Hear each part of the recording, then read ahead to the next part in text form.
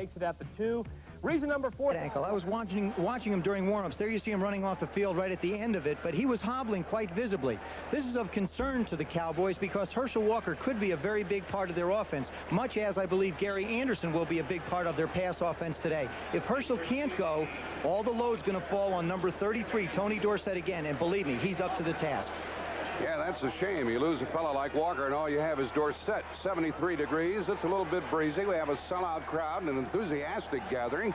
And the Chargers have won the toss. They'll receive. There's Septa in. We might get a flying start from Gary Anderson, who's back, number 40, along with Kevin Wyatt. And Anderson is the deepest. Septa thumps it to the out man, and that's Kevin Wyatt. He's to the 20, 25. And a rather unthrilling kickoff return, and there goes Faust back out to the playing field. The tackle was made downfield by Manny Hendricks, by the way. Faust was out a couple of times with concussions. He's back in today. 4-man line for Dallas: Ed Jones, John Dutton, Randy White, Jim Jeffcoat. The linebackers are Mike Heckman, Eugene Lockhart, and Jeff Rohr.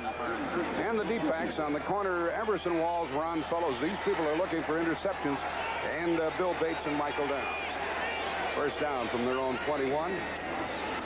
Anderson. They covered him very well, and he got about 3 yards, or no yards. Tackle by number 50. Randy White made the tackle. Here's Dan Fouts with Gary Anderson and Tim Spencer in the backfield. Wes Chandler, Charlie Joyner are the wide receivers. The offensive line: Jim Lachey, Sam Claphan, Don Masick, Dennis McKnight, Gary Kowalski, and the tight end is Kellen Winslow. No gain, 2nd and 10.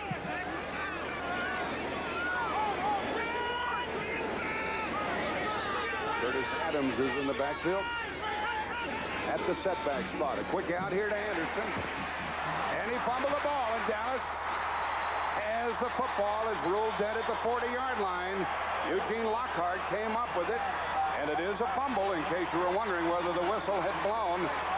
They wanted this matchup, Joe. They got it, but then lost the ball. That's exactly. This is an audible at the line of scrimmage. There you'll see just a quick hitch right at the right of your screen. Gary Anderson takes a couple steps. He gets one-on-one with Bates, makes the move inside. Rohr knocks the ball loose as he hits it, and Lockhart in pursuit makes the recovery. They got the matchup they wanted. They were very close to a first down, but Lockhart came away with the ball at the San Diego 40-yard line. Well, that's what the Cowboys have been doing. This is a great time in a football game to take a shot, to try and get some points on the board. Newsome and Dorsett are in the eye for Pallure. And Dorsett couldn't get started, and he ran right into the San Diego defense, and Ian and O'Neill made the tackle. Here's the defense of the Chargers. They use a 3-man front: Lee Williams, Chuck Ian, and Leslie O'Neill, the #1 pick out of Oklahoma State. Billy Ray Smith, Gary Plummer, Thomas Benson, and Woody Lowe are the linebackers. Ken Taylor, Gil Bird, they've moved these people around. Jeff Dale and Dempsey Glenn, who is a rookie, is at the free safety. 2nd and 9. Crosby on a wing to the left. Renfro to the right. Hill to the left. Rafferty to the center. Pallure's first pass, and caught by the big tight end Cosby, gets a few yards. Along with Steve Pallure in the backfield, we have Tony Dorsett and Timmy Newsome, Mike Renfro, Tony Hill, the wide receivers. Up front, Mark Tillanay is now playing the left tackle. Glenn Titensor, Tom Rafferty, Crawford Kerr. He's looking for a Pro Bowl berth. Jim Cooper has reclaimed the right tackle spot, and Doug Cosby the tight end, and it is 3rd and 3. And Herschel Walker lines up in the backfield.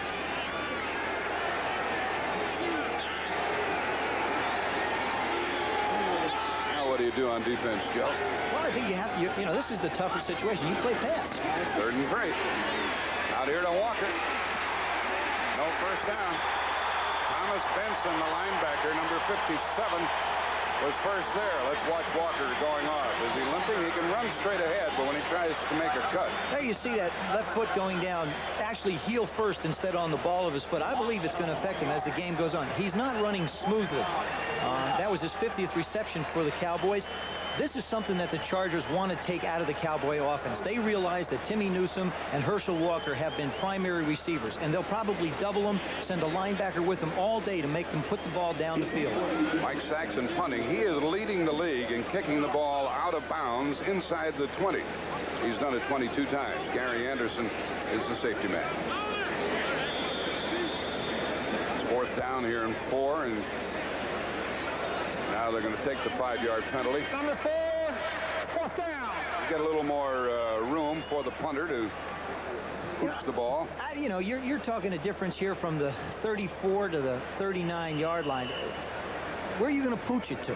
I mean, you may as well kick it high and have it land. You're only talking about a difference of 5 yards. I don't see where it's going to make that much difference. This has been a penalty that kicking teams take that sometimes I can't understand. Saxon is kicking. Steve DeOssie is the snap man. A little bit low, and he hangs it high, and it will be well covered. Let's see what kind of a bounce it takes. Uh-oh, there you can do that. And the ball is down at the 2, a little backward bat. And you can do that as long as you're not in the end zone, and San Diego is way back at their 3-yard line after a 37-yard punt.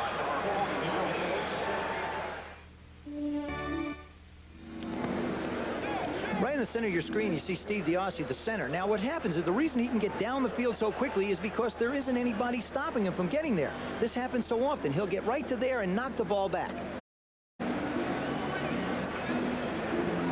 There you see him going down the field, moving to his left, avoids Gary Anderson. Now, he finds the football, takes a cowboy bounce. Now, look at him get up in the air. Look at that.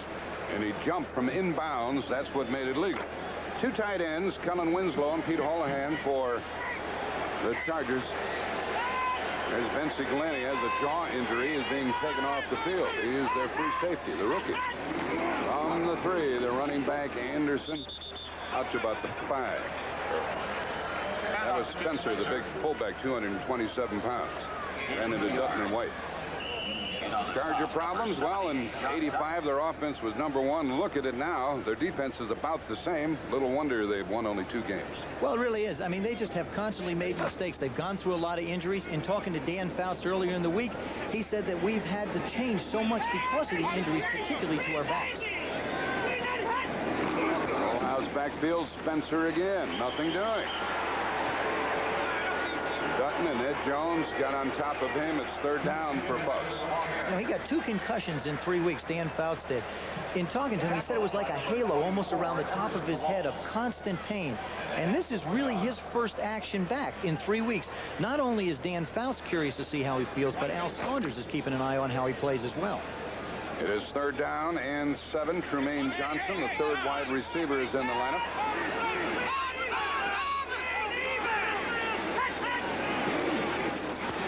Anderson running. Good pursuit by Dallas, and they stopped it short.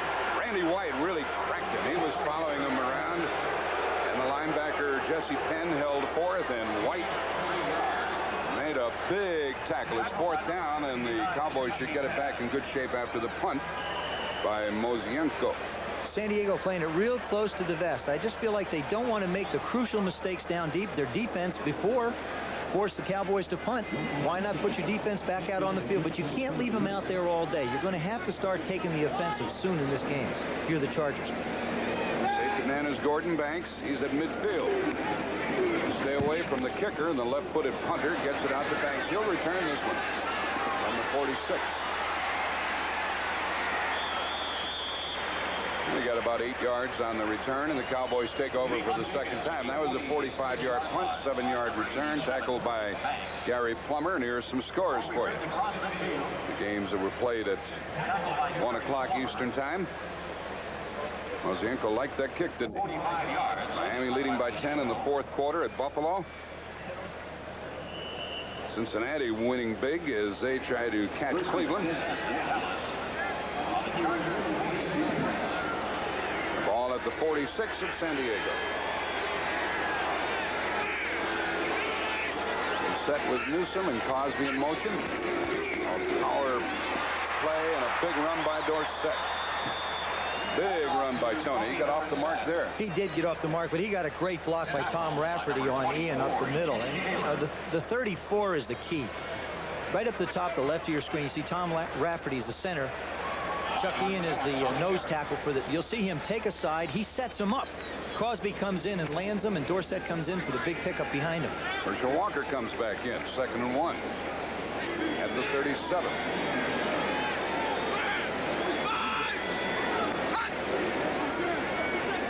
Two tight ends. Walker gets the first down. He's to the 35, not much more. We have 9:15 left in the first quarter and no score. And the tackle by Leslie O'Neal, number 91. Look at this crazy score, 10-8. Detroit leading at Philadelphia, fourth quarter. What inning? Bottom of the ninth, and Mike Schmidt's the batter. Still in the fourth quarter, Miami by 10 at Buffalo. And Cincinnati with a handsome lead over Seattle. First down at the 35. Look what Pittsburgh's doing to Houston. And the Jets are out in front.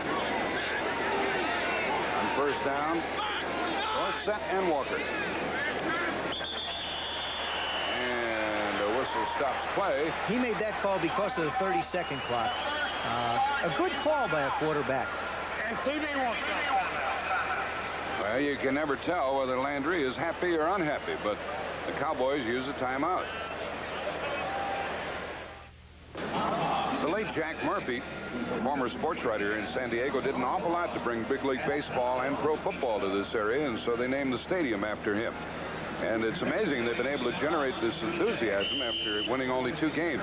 The Giants had a tussle but beat Minnesota by 2, and the Bears final just in 13-10 at Atlanta. Chicago wins their game, and New Orleans is 6-5 after winning at St. Louis. They're a hot team. They've won 3 in a row. Mike Sherrard is a wide receiver. On first down. Fuller found his man. First down. He threw it to Sherrard, and you know what Tom Landry told us about number 86 last night? He said this kid, number 1 pick out of UCLA, is now in the kind of position to change a football game. He really is. Here you see Fuller in the middle of your screen. This is one of their favorite routes. You'll see Walker swing to his left. You'll see the tight end set up right in the middle. There goes Chandler across. Now, Fuller sets and fires to Sherrard. In talking to Paul Hackett, he said, now is the time that Sherrard has got to make an impact for us. 13-yard gain to the 22. High formation with Dorsett the tailback.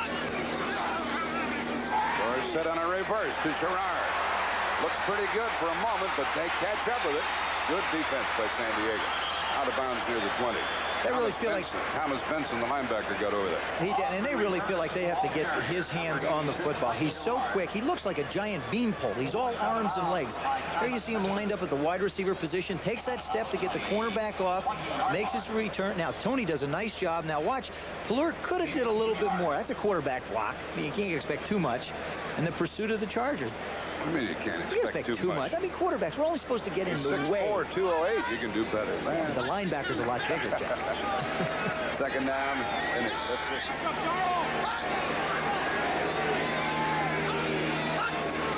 Bill went in motion, a toss to Dorsett, a good block. And a good tackle at the 15-yard line.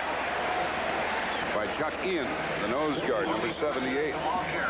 That's one of those plays where you have everybody up at the line of scrimmage. You're going to blitz them. You anticipate a pass. They run it, and a great saving tackle by Ian, or else Dorsett would have turned the corner.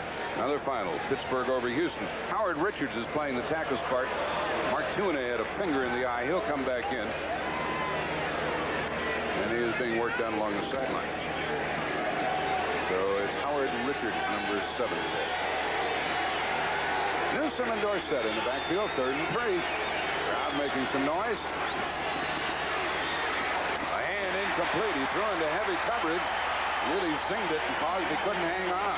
4th down, and Septa comes out. Well, he had to throw that into coverage. The Chargers went back into a double zone. They changed up a little bit. Instead of playing man-to-man down inside the 20, they went to a zone coverage. He went to the only receiver he could. Had one-on-one coverage with the linebacker, and incomplete. Should have been a caught ball. But then linebacker Plummer got some help from Billy Ray Smith, and here's Septa trying from the 23, so a 33-yard kick with Collier holding the ball. Septa is 12 out of 17. Get a good look at it. Good snap. And good. 3-0 in favor of the visiting Cowboys. 7:02 left in the first quarter. So Tom Landry's happy about that. But you can't tell. One earlier this year for 98 yards and a touchdown is back at the 5.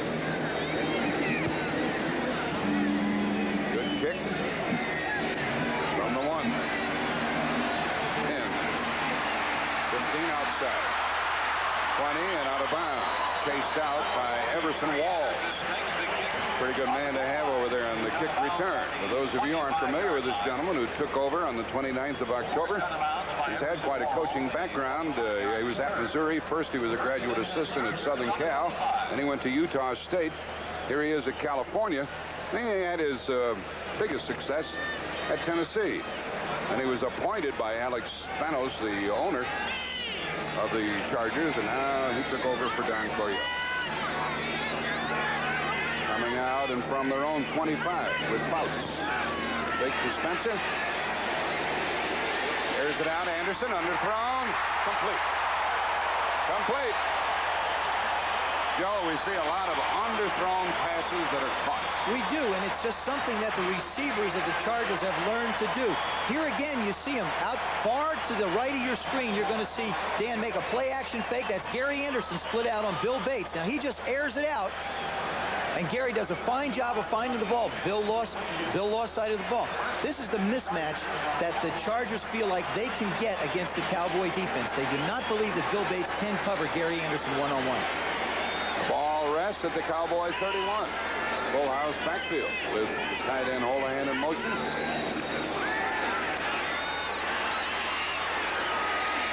And almost picked off. Trying to get it downfield to Chandler, and Fellows almost walked into it. Faust might be a little rusty. He is a little bit rusty. I don't think he's in his total rhythm. That time he tried to force the ball. The offensive line's giving him the time. They've only given up 16 sacks this year. He kept those feet going, didn't he? He keeps those little pitter-patters moving. I'll tell you that. Speaking of Faust's feet, Randy White told us last night that he watches the quarterback's foot before the snap of the ball, and that's his takeoff signal. A lot of quarterbacks will take a false step before they start to run. Quick snap that time, and Anderson taken down for a loss. Jim Jeffcoat was unblocked. Well, not really. Jim Lachey tried to turn him inside. Gary Anderson felt that he got too much penetration upfield, and now he wanted to reverse his fielding. You just can't do that against the Cowboys. Their pursuit angles are so disciplined, you're not going to be able to cut back successfully that deep in the backfield.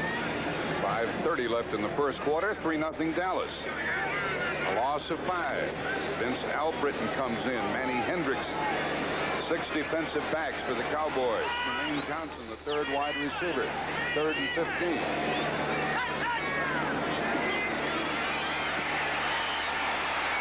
To the sideline and broken up. Very heavy coverage over there by the linebacker Jesse Penn. He backed into him a little bit, but as long as he was playing the ball, you can get away with that. That's right. Here you see up at the upper left part of your screen. Now, he's lost himself as far as where the ball is. Gary Anderson almost makes the same type of a play he made against Bill Bates. There down the lower part of your screen. Here you see him turn and make the play. This is something that Dan Fouts does by design, I'm sure, is if a guy is running head-to-head with the defender, he will underthrow him to allow his man to make a play on the ball. Ralph Mozienko will punt for the second time. 45 yards. Gordon Banks is back. That goes into the end zone. Just a yard too far. There was good coverage downfield by Donald Brown, but it was a yard in front of him. It'll come out to the 20, and the Cowboys will take over. First and 10 Dallas on the 20-yard line.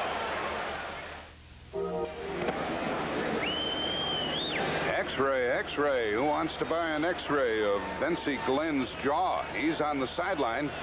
The pictures come out very quickly, so Donald Brown has to go in and play the right corner. He is a rookie, and Gil Bird moves from the corner to the free safety spot.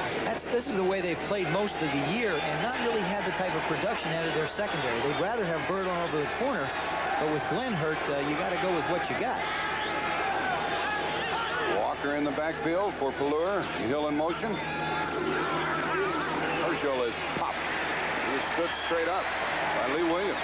Got a 2-yard pickup on that one. One of the things that's concerned Paul Hackett, the offensive coordinator of the Cowboys, is their inability to gain yardage on first down, whether it be running the football or throwing the football. Here they've come out and tried to run first down, run second down, possession pass third down. I think the Cowboys are going to have to open it up if they want to consistently move the football this afternoon. 2nd down and 8. Walker and Dorsett are the tandem.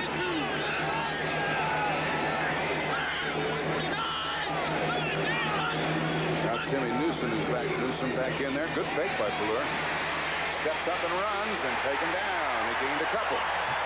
Plummer, number 50, tackled him, the linebacker. 2-yard gain. Color has an average of 7.5 yards per run. He does, but you know, as a defensive team, if you can make the other team's quarterback run, that is not the way that he's going to beat you. Color's going to have to beat the Chargers with his arm and with his head, not with his legs. He has a tendency with youth, which youth will do for you, is I can run the football, so he just takes off on an impulse. He's going to have to settle down a little bit back there. 3rd down and 6.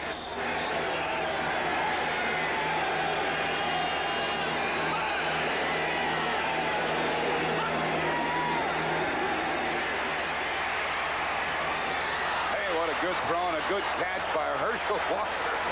Have you seen something? He looks like a wide receiver leaving his feet. Jeff Dale covering him. Good pass. That's one of the things that Herschel Walker does probably as well as anybody in the National Football League.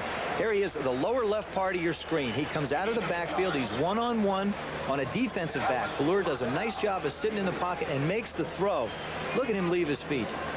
Got it over Jeff Dale, the safety man. And you'll notice how he didn't quite allow that left ankle to hit the ground. As the day goes on, it may loosen up, but right now it seems to still be bothering him a little. Sherrard checks in. He and Tony Hill are the wide receivers. Dorsett, the tailback. Pretty good fake to Tony.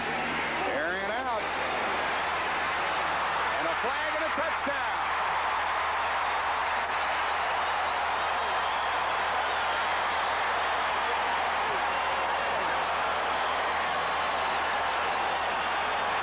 Some Dallas fans are here, and that's 68 yards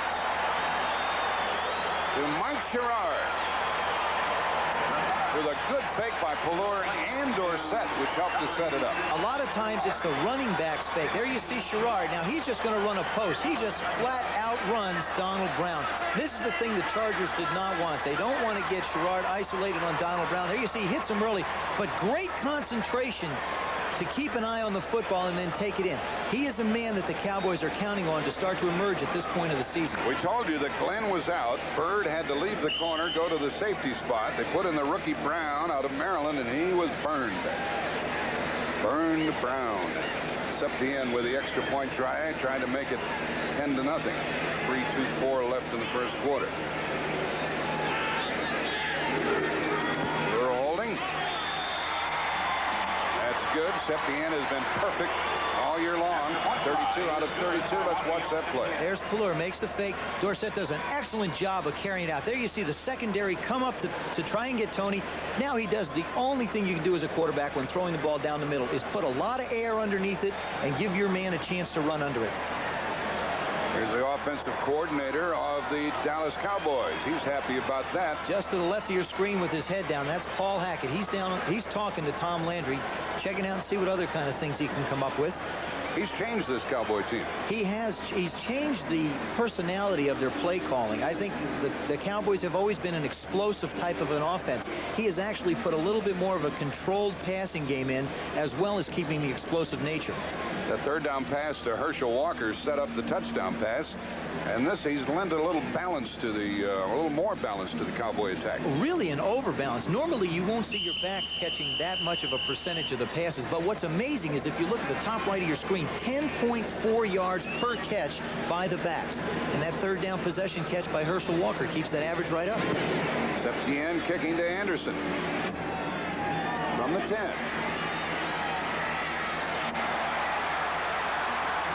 Past the 35-yard line. Well, we're winding down the college football season. Michael Downs made that tackle, and what a doubleheader we have next Saturday on CBS Sports. It's Michigan at Ohio, and the winner goes to the Rose Bowl.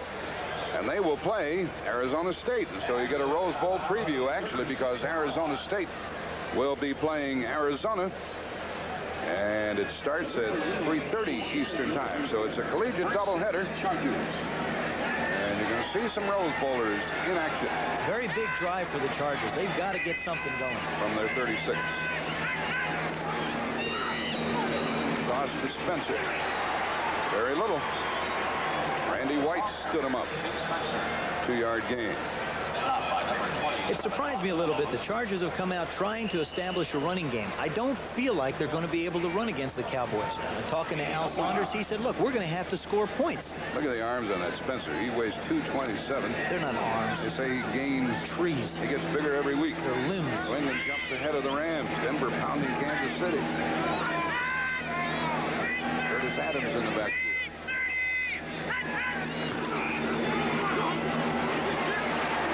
Broke a couple of tackles. He's short of the first down by about 3 yards. Curtis Adams running with it. They had Anderson split out. That's the versatility of Gary Anderson. That's exactly right. And what that formation is doing for the Chargers, it is allowing Dan Faust to make audible calls at the line of scrimmage. That time you heard him make an audible call. That was a draw play to the back. He also has another audible in there where he can throw a quick hitch to Gary Anderson or to Chandler on the other side. So that formation is going to be one that Dan is going to control the tempo of how the game goes. Third and a long two.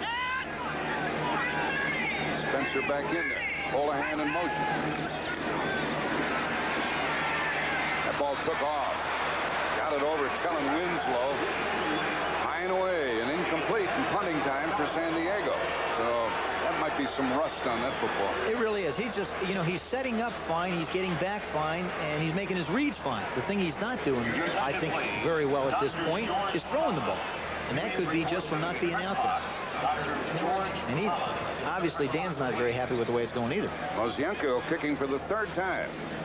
Gordon Banks is inside his 20. Banks will have to be smart about whether or not to handle this ball.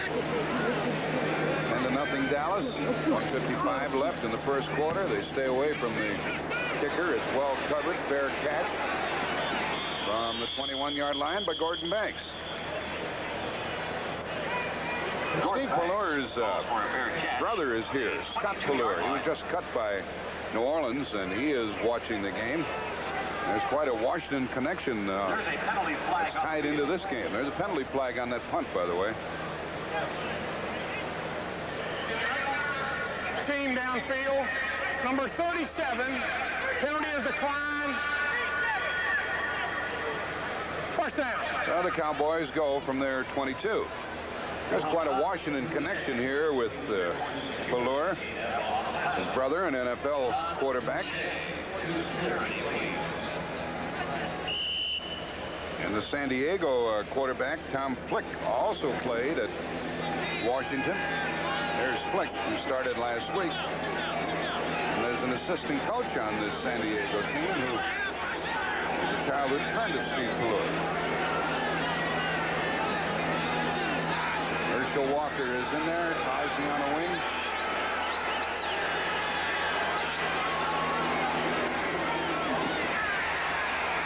Herschel broke a couple. Had to work hard to get out to the 25 for 3 yards. Gil Bird came up and tackled him. There's Pellure, and here is how he is associated with Tom Flick. Flick was the quarterback at Washington. He's off to the left. Or he's off to the right, and then Steve Pellure came along. And before Flick, it was Warren Moon at Washington. They have had a history of not good quarterbacks, but great quarterbacks at the University of Washington. So those two, Flick and Pellure, were together in junior high school, and college. Tom Flick's excited to be back in football. He was out of it for a year, and he's just happy to get the chance again. We see Robert Levette in the backfield, 2nd and 7. Flag down.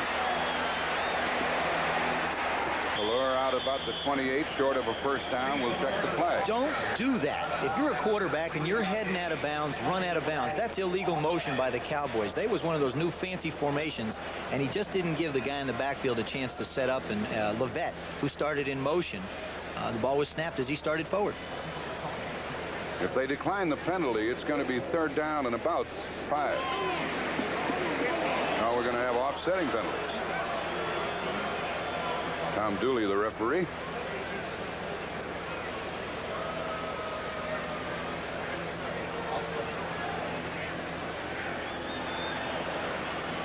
Illegal motion, number 29 offense. That's Levette. Illegal use of hands, number 23 defense. Penalties offset, 2nd down. along the sideline, Danny White. What a big hit he took. And there's the cast on that right wrist, and he is not expected to play anymore in 1986, even if the Cowboys make it to the playoffs. But he's still a very big part of that Dallas Cowboy offense because he gives Steve Pelluer added support. And Throw and Hill are in there. Dawson set up on the left side on second down. That's not unusual for the Chargers. They have 33 sacks coming into the game, and that's Leslie O'Neal. That's the first sack of the day on Pelluer. Right over the center, you'll see Leslie O'Neal. As the ball is snapped, he just beats Rafferty right up the gut. Big, hard drive. There he comes. Look at that guy. They say he's too small at 255. We talked to him yesterday about that. He doesn't feel he's too small at all. He feels like he can play 60 minutes of football at any position. The Chargers want to use him like Denver uses Mecklenburg a lot. Move him around all over the place. 3rd and 17, 3 wide receivers, including Mike Sherrard. What a good throw. Oh, out of bounds. I thought he had him from our angle, trying to get it out to Sherrard. Cowboys will have to punt, and the Chargers should get the ball in good shape. Only 2 seconds left in the first quarter. It's a big, big defensive play by the San Diego Chargers. They've given up good field position to the Cowboys this afternoon. Now all of a sudden they come out, get them back in their own end, and do a good job of stopping. Not a very smooth offensive series for the Cowboys either. See how high and far Saxon can thump it on his second punt of the day. Gary Anderson back at his 45. They better cover him. What a versatile performer. Kickoff returns, punt returns, tailback, wide receiver. Saxon played out here at San Diego State, so he's got to know the air pretty well. He's familiar with the air, right? Oh, a terrible kick. But not a bad bounce. Could have been worse. Steve DiAsi and a high snap threw it all off.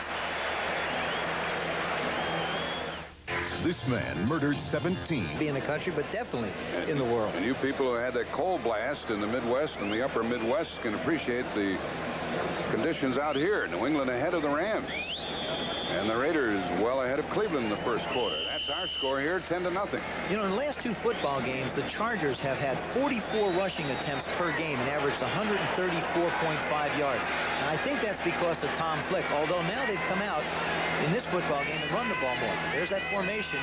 Gary Anderson up the top of your screen. Here comes Too Tall to say hello to Faust. He says, welcome back. How's your head? Who did what? Ed jumped offside. Big Ed Jones, 6'9". I used to hate to play against him. Is he having a good year? He's not having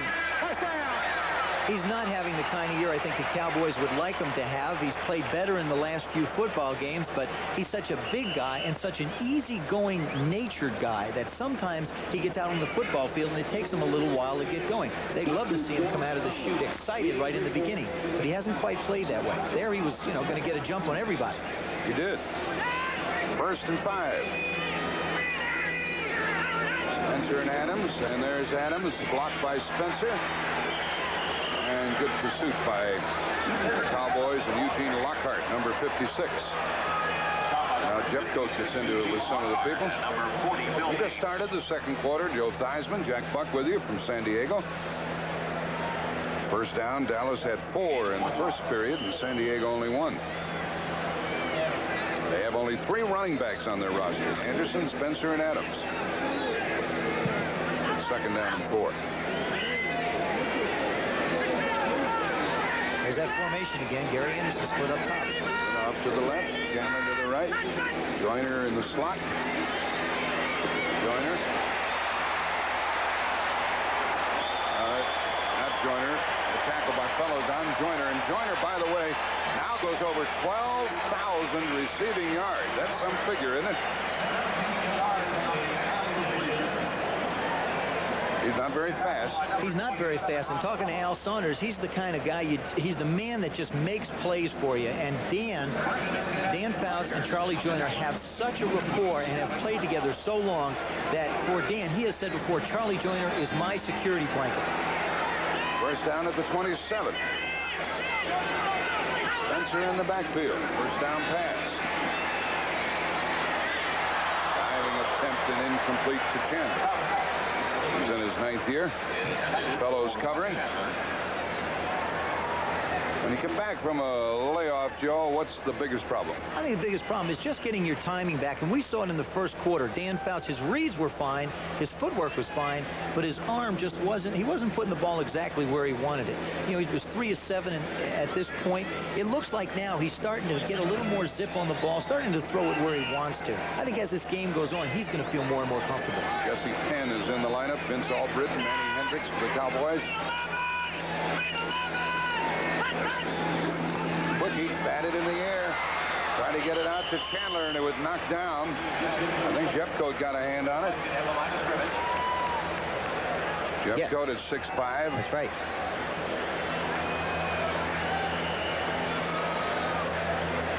Cowboys realizing that Gary Anderson, they realize now what the Chargers are trying to do. They want to isolate Bill Bates. So what they did is they made a change and put Manny Hendricks on.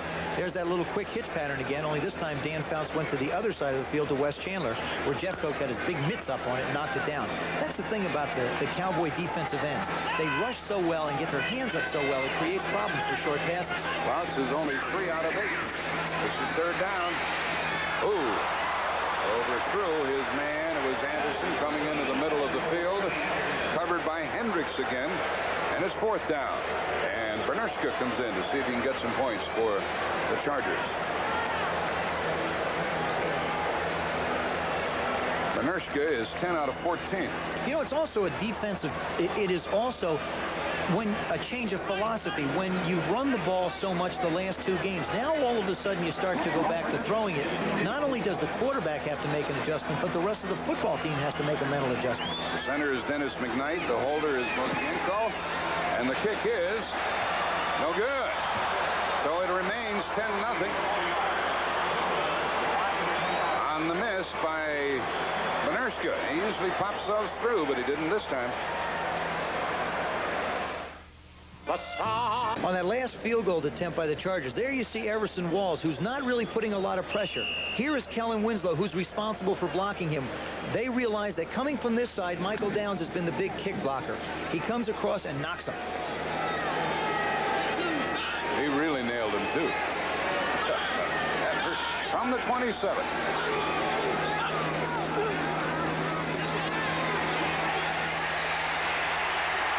Goes for the 2nd time. Chuck Ian got to him, number 78. He was thinking about running, wasn't he? Well, they covered him. Yes, he was thinking about running. Actually, what he's trying to do is he's trying to create a situation where he can run to throw the football. Pallur doesn't necessarily want to run just for the sake of running. There's the fake to Dorsett. Now you'll see Ian beats Rafferty, now in the grass. Whistle blow right now. There you see the referee put him down. By the way, Mark Tuine is back in the lineup at the left tackle spot for the Cowboys. That was a loss of 8. Dylan Renfro. Still in motion, reading the defense. Toss to Dorsett. Taken down from behind by the linebacker, Billy Ray Smith. Smith got away from his block. And hauled him down from behind, and he's limping. Chuck Ian down on the bottom again. If you're going to play a 34 defense, the 3-4, the 34 defense, the nose tackle is the most important man in that defense. He has to control the 2 guards in the center triangle. And with the type of play he's playing, he's doing a good job this afternoon. Extra defensive back is John Sullivan for the Chargers, and Earl Wilson comes in up front to help with the pressure on 3rd down. Wilson's number 93. 3rd and long. And Pallur was expecting the snap, and Rafferty held the ball, and the offensive lineman moved. Well, the quarterback moved. That's your 30-second clock. Well, that's your 30-second clock. It wasn't that the quarterback moved, but because of the substitutions that the Cowboys make with their special personnel on 3rd down, Pallur was unable to get the play called in time. Now, he called a timeout one time earlier in the ballgame. This time he got called for the 5-yard penalty. They're going to have to get the plays in and out quicker, or else it creates a problem, because you just don't need 3rd down and 20. That's what they have, 3rd and 21. A lot of penalties this year for the Cowboys. Gerard is the extra wide receiver. They draw it. They cover it. Tackle at the 20. Punting time for Dallas. So This defense is a little different. Tom Landry said they have the best defense that they've had in years at San Diego. Absolutely right. What they've started to do in recent years is they've started to draft defensive players. Back in the early 80s and late 70s, they felt that they needed just a few players on offense to put them in the Super Bowl. So they just said, the heck with it. We're not going to draft defensive guys. They just went for the offensive people. And it caught up with them in time. Now they're starting to get back to play good defense. Anderson's inside his 40, waiting for this punt from Saxon, which is his third of the day. Pretty good one. Anderson all the way back to the 28. Good tackle. He's knocked down at the 45-yard line. Fowler made the tackle. 52-yard punt. CDS. The Dallas defensive lineup remains intact. Here's a give to Anderson. And no gain. Sam Claphan got out there with the block, but Ed Jones made the tackle. I really believe that the Chargers are just doing it for the sake of doing it. And that I mean by running the football in 1st and 10. They have gotten no yardage all afternoon trying to run the football in that area, and they wind up 2nd down and 10 almost every time. They're going to have to start to mix it up on 1st and 10 to take a little pressure off of Dan. Anderson has carried 4 times, minus 3 yards, so they're stopping him in cold fashion. 2nd and 10. Anderson is split left. And Faust is buried. That's the first time they have sacked him. Dan doesn't have much mobility, never did have, and it's going to be 3rd and long. Well, they like to rush him up the middle. There you see, he calls an audible here. He wants to throw that quick hitch again to the outside. He sets up. Actually, he's trying to go to Walker down the field, and there you see the pressure coming around from outside. They like to try. They know Dan's going to be in the pocket, so they have an area to focus to.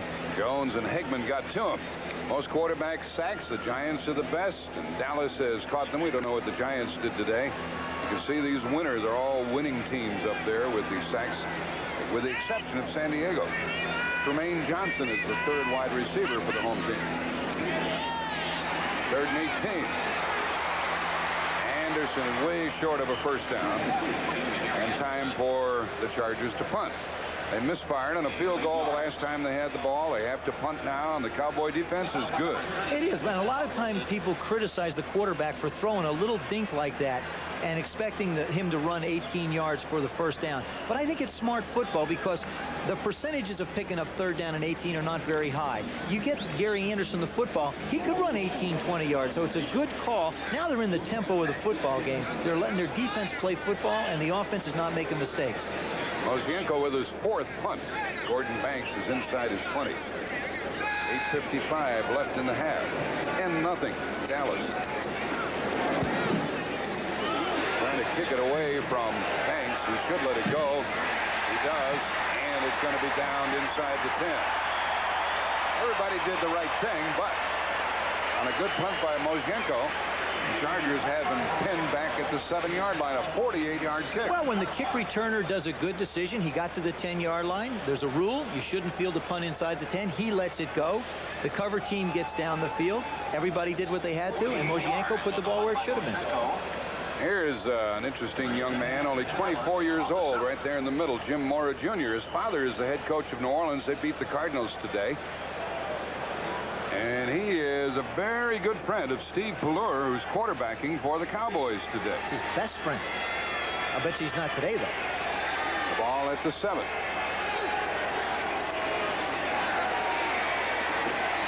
Dorsett is shy of the 10-yard line. And the ball came loose, but it's 2nd down.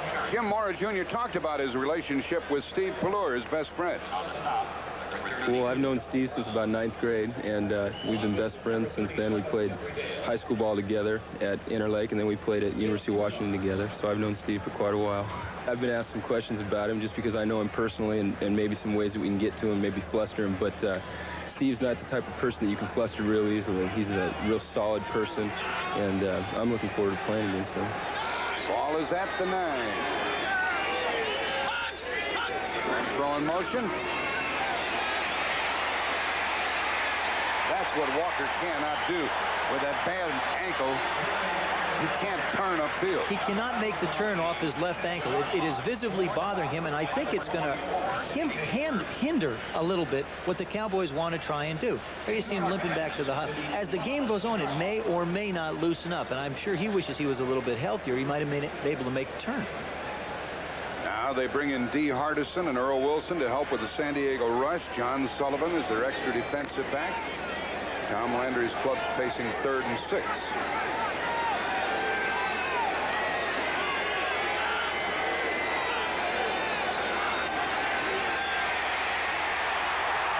That is ruled a fumble. Leslie O'Neal got there, number 91, but the Cowboys got it back. It was not a forward pass. That Cooper on the bottom. O'Neal made the hit. There you are. You're sitting right in the end zone watching this one. Collier looks back. Now he steps up in the pocket just like he should. But O'Neal comes around and just gets his hand. Now where's the football? He does a fine job of finding it. Collier falls on it. Smart play by the quarterback. Saves a big turnover for his football team. He got it back. Now Mike Saxon has to punt from the end zone. And Gary Anderson is out near midfield. Timeout called. There's 7:18 left in the half. There is Saxon. He'll have to get rid of this one in a hurry. Getting the snap from Diassi.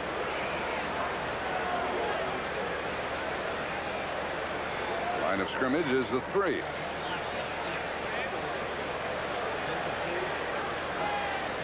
I don't know what they're trying to square away here. So perhaps the replay official, Royal Cathcart, has something to do with this situation. That's Tom Dooley. Wherever Tom was going, he decided he didn't want to get there. Too far. Jogs every day, or every Sunday. A lot. Tell us. After further review by the replay official, the play will stand. The question was whether or not it was a forward pass. It was not. It was a fumble. Fuller got it back, and it's punting time. Royal Cathcart is the replay official. He said to me today, "Be kind to me today, Jack." Nobody's been kind to the instant replay. 4th punt by Saxon. This is the 8th punt of the game. Anderson back in midfield. Good snap by Diassi. Good blocking. Nice high kick to the 40. And Anderson couldn't get on track, and it was covered very, very well. That's what happens when you have a high punt. Jeff Rohr got downfield to make the tackle. 57-yard kick. Stop by number 50, Jeff Rohr. Don't you folks in Dallas love Joe Theismann? Joe, San Diego can't move. What are they going to have to do? Well, they can't move. What they've tried to do is they've tried to run the football on 1st and 10. And I don't believe they can. I don't think they're going to be able to run the football against the Cowboys. If they've going to have a chance to get some points on the board, it's going to be throwing the football, particularly on 1st and 10. You quarterbacks are all the same. Love to put it in the air. What can I tell you? Throw the ball. Throw the ball. 6:57 left in the half. 10-0 Dallas. First down. Chargers at their 47.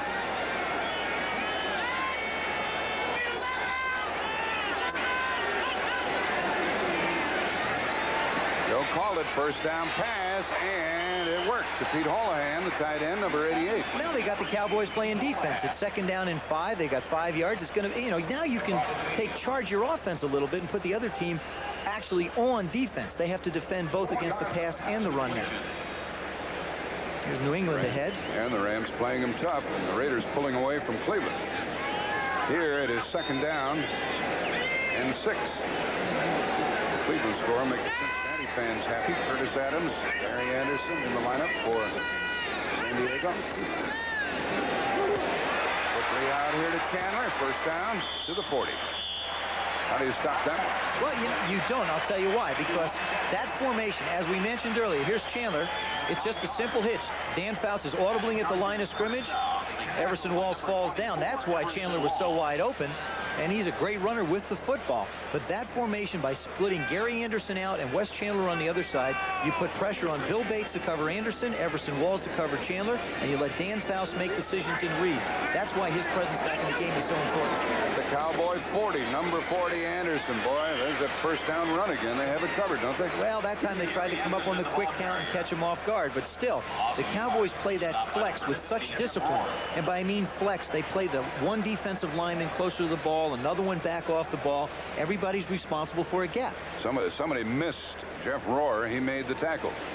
Ernie Zampese calls plays for the Chargers. In talking to Al Saunders, he said Ernie runs the offense totally and entirely, and I'll guarantee he's happy to have Dan Faust back. He said he's the best. 5:10 left in the half. Manny Hendricks, Vince Albritton are in. Don Smerrick in to help with the rush. Anderson lost it with Hendricks covering. Manny Hendricks, a rookie out of Utah. Hey, just there's Anderson. He's not having a very good day. Not having a typical day. No, he's fumbled once. That time he had the ball get out of him. He made a couple of nice catches, but you just don't see Gary Anderson lose the ball that frequently. You can see the Chargers only 9 yards rushing.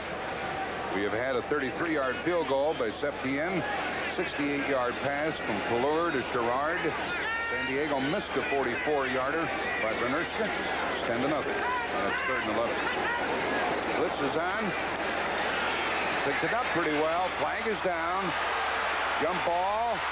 And incomplete to Chandler. Into double coverage, Downs and Fellows. Why does Dan Faust throw into double coverage? Very simple. I think he realizes the Cowboys were offside. He's got a free play. Now here you see this is the way the Chargers have made a living. Here Chandler almost gets his hands on the ball. That's the way they lost. The Cowboys lost to the Raiders last week. That's right. Just a big jump ball. There West goes up for it. He's probably the best in the National Football League at going up and taking the ball away. The call was against Randy White offside.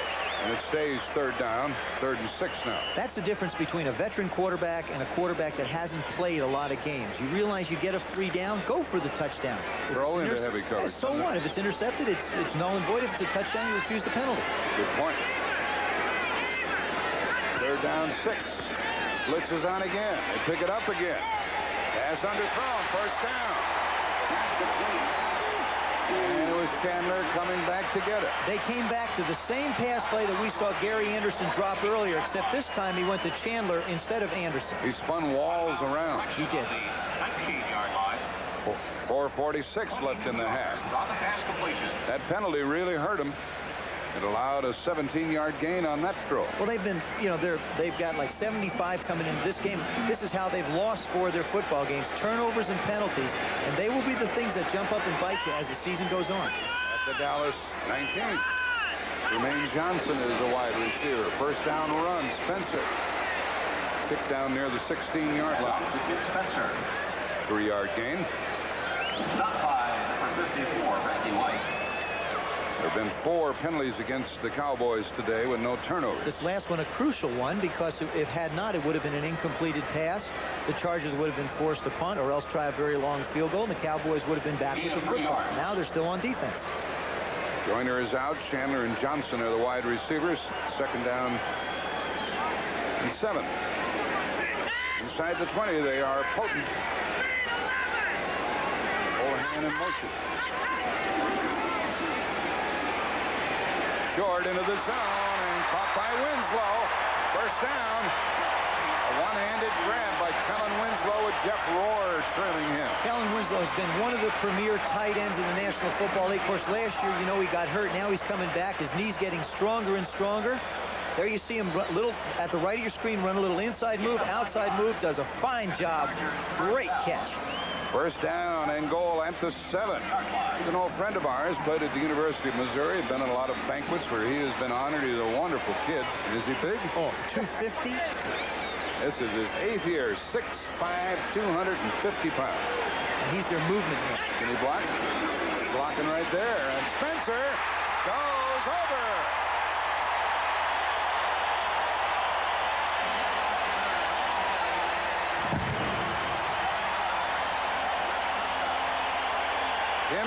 answer out of Ohio State with a 7-yard run.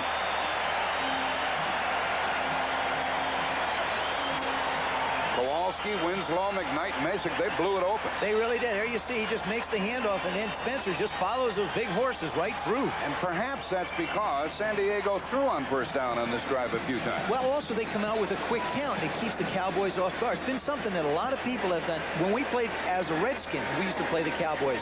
We used to like to quick count them a little bit because they do a lot of shifting with their backs and their defensive line. They love you in Dallas. Oh, yeah, I'll take it. 3:17 left in the half. The extra point try from Bernerska. He has missed 2 this year.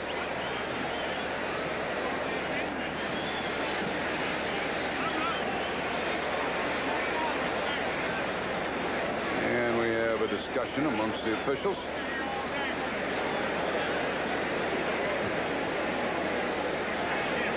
What's going on? What could it possibly be? Hey, he doesn't know either. The official just says, I don't know.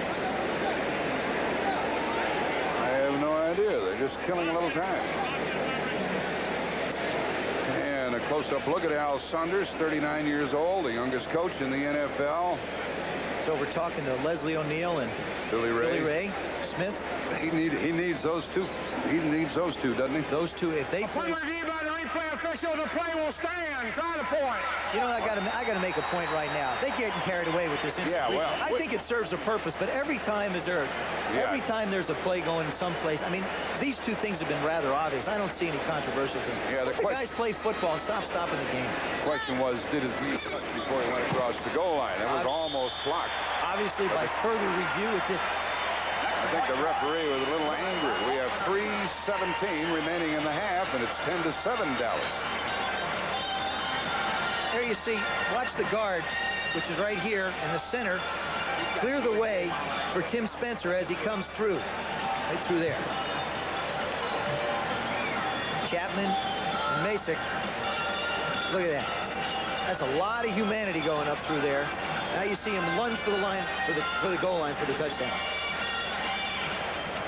They weren't sure. As you see, he gets tackled. They're not sure whether his knee hits the ground before the ball gets in the end zone or breaks the plane. It broke the plane. And the ball broke the plane. I think the referee was a little irritated when he said the play stands, as if to say, shucks. You know? That's right. 3:17 left in the half. You know, with the Giants winning today, and they did, coming from behind at Minnesota, these Cowboys can ill afford to blink and lose a game out here. They can. I mean, the Cowboys, you know, they're a football team that's struggling right now. They've got a new leader in Steve Pallure, and they're really looking for something to hang their hat on. Offensively, they've made a lot of mistakes. Defensively, they're playing fairly well. Yonko kicks it off, and the line drive is taken by Darryl Clack. Got a pretty good burst of speed out across the 25-yard line. And the Cowboys are going to have to try to move the ball. Doubleheader next Saturday. Michigan and Ohio State. Rose Bowl encounter at Ohio Stadium next Saturday. The winner goes to the Rose Bowl. And who do they play? Arizona State. And you'll watch them play against Arizona. Arizona was idle yesterday. Arizona State won big against Wichita State. That's going to be Arizona State's first appearance in the Rose Bowl. Doubleheader next Saturday on CBS Sports. The ball at the Dallas 27. Dylan Sherrard are the wide receivers. Below to Dorsett, bouncing outside, lowering the shoulder, getting some yards across the 35. I have to chuckle at myself when you find a fellow like Dorsett who's somewhat in the background this year. How good he is. How good is he? He's been one of the premier running backs in the National Football League. The Dallas Cowboys want Tony Dorsett for at least 3 more years, hopefully more, and I know he wants to be there. There is another back in football I don't think that could make the cut that Tony Dorsett just made. He came to a complete stop, jumped to his left, and picked up 8 yards, just totally outrunning the defense. He is really a special kind of a football player. 3 minutes left in the half, second down and a yard.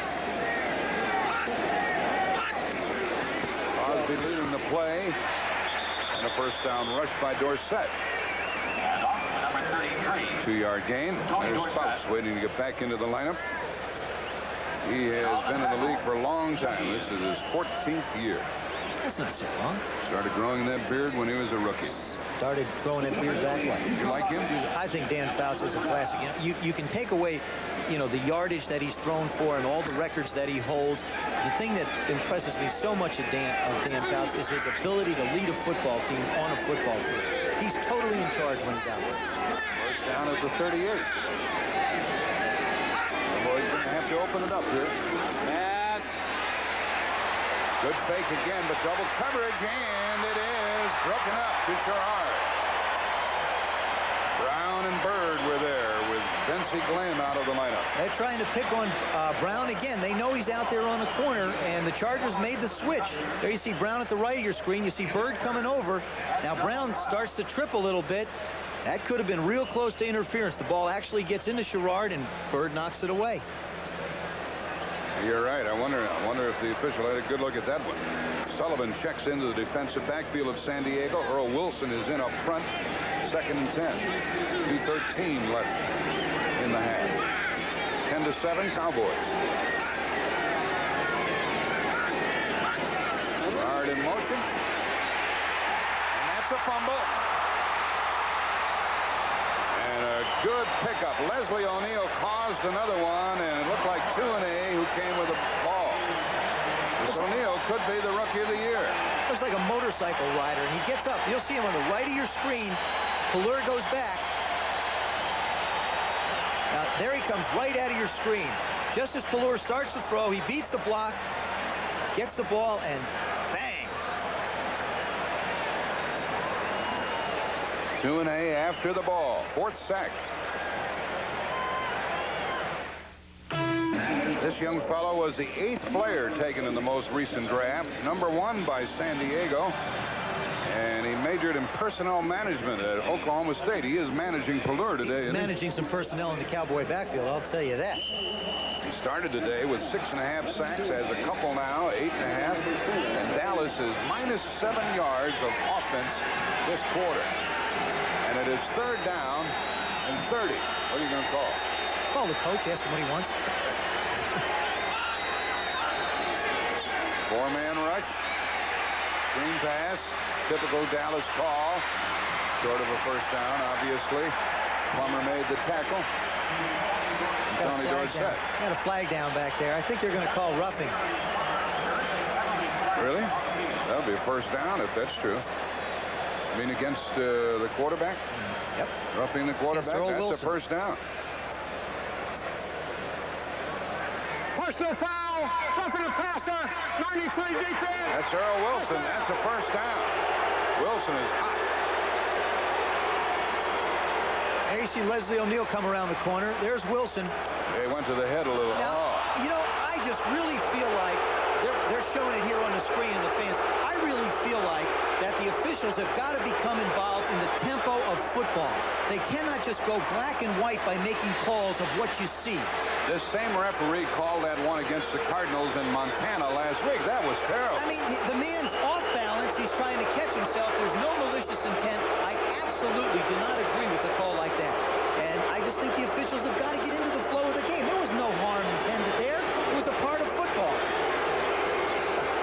I'm sorry. Say what you mean. I'd love to protect the quarterback, but gosh, you can't put him in glass cages back there. The ball's at the 39. Crowd is hooting and hollering, and they sack him again. Lee Williams. Sometimes you get those guys mad, and it gets worse. That other play was 3rd and 30. Then the screen pass, short yards, and Dallas would have had to punt, but then the penalty. 1:46 left in the half. Cowboys have called timeout. They want to regroup a little bit. I don't blame them. That's a 10-yard loss. Remember the fellows who used to pressure the passer out here? Fred Dean and Big Hands Johnson. Louis Kelcher. Louis Kelcher. Those mountains. Now you got O'Neal and Earn and Lee Williams. Earl Wilson. Boy, they put those 4 guys in and put their ears back. You know, second down and 20 is not one of those nice calls, too, for a coach. They'll either come out with a draw or probably a screen again. I don't think Tom wants Collier standing with that football back there too long. The NFL today, they will cover the resignation on the part of Don Coryell. He said he wants to coach some more. He's turned down a couple of college offers that were tentative. I think at this point in time, I think he wants to get back into professional football, and there are probably some places in the National Football League where... You want you folks to see something good today, you might see Conrad Dobler fight Brent Musburger at halftime. he probably hit him already before the open. Second down and 20. That's at half, and a lot of final scores to pass along to you, and a good many details as well. This crowd is hostile now. Listen to them.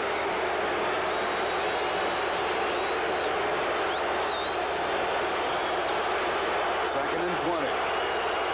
Four-man rush. Beautiful throw. And a first down catch by Tony Hill on second and 20. What a throw. Great execution by the Dallas Cowboys. Talking to Paul Hackett, he said Tony Hill is the man that we go to in our spread formation. Now, when they refer to spread, that's this formation you see right here. Right over Ken Taylor.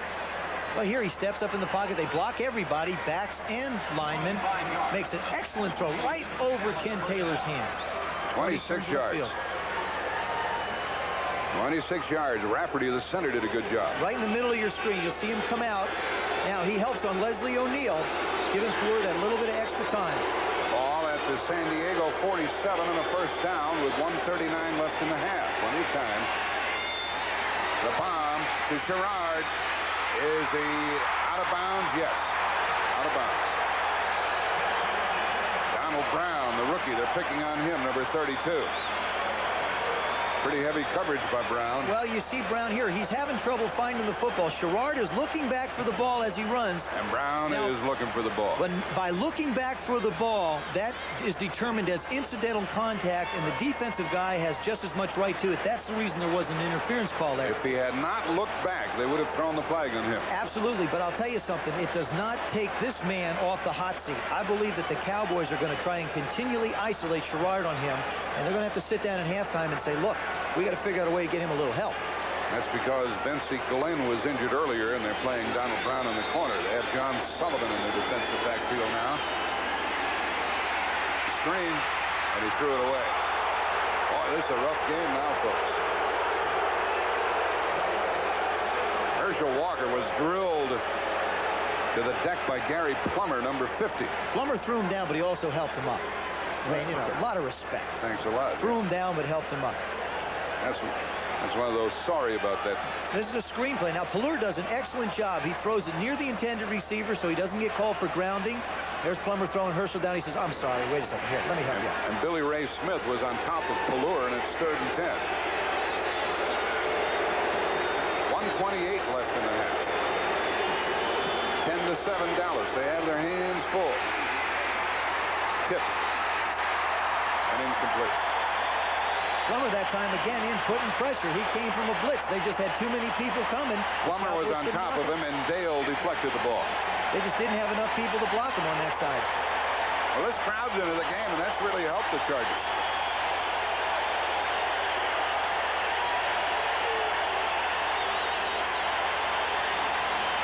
This will be the 5th punt by Saxon, so you can see the Charger defense has held forth here despite the early 10 points. Touchdown pass to Sherrard, field goal by Septa. Anderson waits for the kick inside his 15. High in the air, well covered, fair catch. Fumble, and Dallas has the ball with 1:13 left. The play's dead, back at the 25. Vince Albritton got it. Number 26 on the fumble by Anderson, who's having a terrible day. That one just gets away from him. Here you see he never really sets himself. He signals for the fair catch. Now the ball takes a funny direction right there and goes right through his hands. He's trying to be careful. Somebody else trying to make the play. Seaver's trying to make the play. Can't get it. Albritton did. So all of this, you have to look back at that roughing the passer penalty a while back. Again, we talked about the Chargers got a touchdown because of a continued drive by a penalty by the Cowboys. Now here the Cowboys have an opportunity because of a miscue and a continuing penalty. At the 24. 1:13 left. Cowboys have one timeout remaining. That's all. End zone and overthrown. Tony Hill made a couple of moves, and that kept stopped him from getting deep into the end zone. Again, you see who they're working on, Donald Brown. I mean, it's only the, a minute and 7 seconds to go in the half. There he is up in bump and run coverage right on Tony Hill's nose. He gives ground. Is that a smart thing to do? It is, because he's got inside help, but this is not a smart thing to do. He gave up the outside. Birds on the inside to protect him. Now, that ball, that would have been interference had the ball been catchable. But the ball had passed so far over, and the official's determination, he couldn't get it. 2nd and 10. Renfro, Sherrard, and Hill are the wide receivers. Double wing formation for the Cowboys. Not much pressure this time, and over the middle and inside the 15 by Sherrard. First down. Sullivan covering number 33. And the clock stops with 57 seconds left in the half. Cowboys use a timeout. And they have no more. They have no more. It's Tom Landry trying to figure things out. 11 yards. The ball is at the 13. There's a pressure catch by Sherrard. There you see how important Danny White is to this offense. Tom's talking to Paul Hackett upstairs in the booth. You got Pelluer on the left of your screen, Reggie Collier with his back to us, and Paul McDonald to the right. And all the quarterbacks standing around, they want to know what's going on. I think also, the 2nd and 3rd string guys, they know that the camera focuses in that area too, so they like to get over there. And there's the head coach, Al Saunders. You saw Paul McDonald earlier. He'd been with Cleveland and Seattle. And now he has just signed with the Dallas Cowboys, and wearing number 14. A lot of the reason why he signed also is Paul Hackett had Paul McDonald in Cleveland. He wanted somebody who was fairly familiar with the system, so there wouldn't have to be a lot of a learning process. So a very integral part of why Paul McDonald's joined the ball. He's a left-hander. Left-handed quarterbacks bother you? Never bothered me. Left-handed punters did, though. Left-footed punters. I mean, if you were coaching, is it strange to have a southpaw? I don't think so. I think they have, they become adaptable. Most coaches are right-handed, so it's really up to the quarterback to make the adjustment more so than the system or anybody else. So, and he's played on both sides of it, so it shouldn't bother him. All of this goes back to that penalty earlier, plus the long pass downfield to Hill. First down at the 13-yard line. 3-man front. 4-man rush. Quickie out here and out of bounds at the 10. And a little swing pass to Dorsett. Good read by Pelluer. There you see the decision. The Chargers decided to rush 4 and drop 7 back in coverage. He went right to the underneath man. Dorsett going out of bounds. Accomplished 2 things. You picked up 3 yards. You also stopped the clock. Very essential when you don't have timeouts. Big point for Dallas. They're without Tom Rafferty. He has a hyperextended knee, and Brian Baldinger is in there at the center spot, number 62. It's 2nd down and 7 at the 10. See the time remaining, and the Cowboys lead by 3. Chargers want to prevent the touchdown. They're blitzing, and he had to cough it up, and it's incomplete, out of bounds. They were really coming after the quarterback Pelluer that time. That makes it 3rd and 7, 48 seconds remaining. Pelluer rushes to the sideline. What I've noticed, the defensive backs of the San Diego Chargers do not watch the football. They keep an eye on the receiver, allowing an underthrow or a ball even close, allowing the receiver an opportunity to go up for the ball. I wouldn't be surprised if they try and put like a fade or a very similar pass that we just saw to one of the wide receivers against the cornerbacks of the Chargers. Dallas is only 1 out of 7 on 3rd down in obtaining a first down. And it is incomplete. Trying to get it to Newsom. A very awkward angle, and it's field goal time for Dallas. That was a tough throw to make. It was a tough throw. It's a tough catch, too. The ball's coming with a lot of velocity right over your shoulder. That should have a little bit more touch on it, a little more arc. If not, it shoots right through. The extra back, Sullivan, was covering on the play, and Septa goes to work. If I was a coach, I'd love to do here? Call a fake. Why? Why? Because you've got momentum going your way. You're moving the football. You're making plays. There's absolutely no way I would think the Chargers would expect it. But I wouldn't expect Tom Landry to do this in this situation. 28-yard try. Pelluer holding, so they have a good setup. Good snap. Line drive kick is missed. Boy, that's rare for Septa. A very good snap, and he just whacked it and missed it. Before, if the Chargers had gotten the ball back with 1 minute and 46 seconds to go, I would have thought they would have tried to drive down the field. In this instance, I think what they have to do is realize they're only 3 points behind. Don't give up a ball. Cowboys can't stop it. So you go in at halftime down 10-3. You'll see his left foot. He just flat missed it. Yeah, I thought he slipped with that front foot, the left foot. He did not. It planted there. What he did, as soon as he kicked it, he knew he missed it, and he just went up in the air and went down on the ground and said, oh, my goodness. That's a rarity for Septa from 28 yards. So he's made one of 33, and he's missed one. Dan Fouts is the kind of quarterback you want to have handling a football team with this many seconds, 35 seconds to go on the clock. They use a hurry-up offense. They have 3 timeouts remaining. The run of Anderson. Fans don't like the approach, but he gets out of bounds with 22 seconds remaining. You know, either run the clock out or call the timeouts. No, I'll tell you what you do is you run the ball maybe the first or second time. You save your timeouts because they can run 4 or 5 plays now. If they pick up 10, 15 yards, they get in field goal range. If you can break one of those big runs, then you can get in field position where you can start to play. Well, they call a timeout now. There are 22 seconds left. You say they can run 4 or 5 plays? Well, they could. You see, you could have with 22 seconds to go, depending. Because if a man catches the ball inbounds and a wide receiver catches an in pattern, he can declare himself down, and they have to blow it. Yeah. Any player on the field can call timeout. Well, at halftime, Musburger had better cover himself. He's got Deerdorf and Dobler there in the studio with him. It'll be tag team wrestling with Musburger, the referee. Scores and highlights and a story about Don Coryell. And both Deerdorf and Dobler played for Coryell, so the full story should come out. Well, you know, I had the opportunity to play with Conrad Dobler. He joined the Redskins for a very short period of time. Of course, he was a great player with the Cardinals.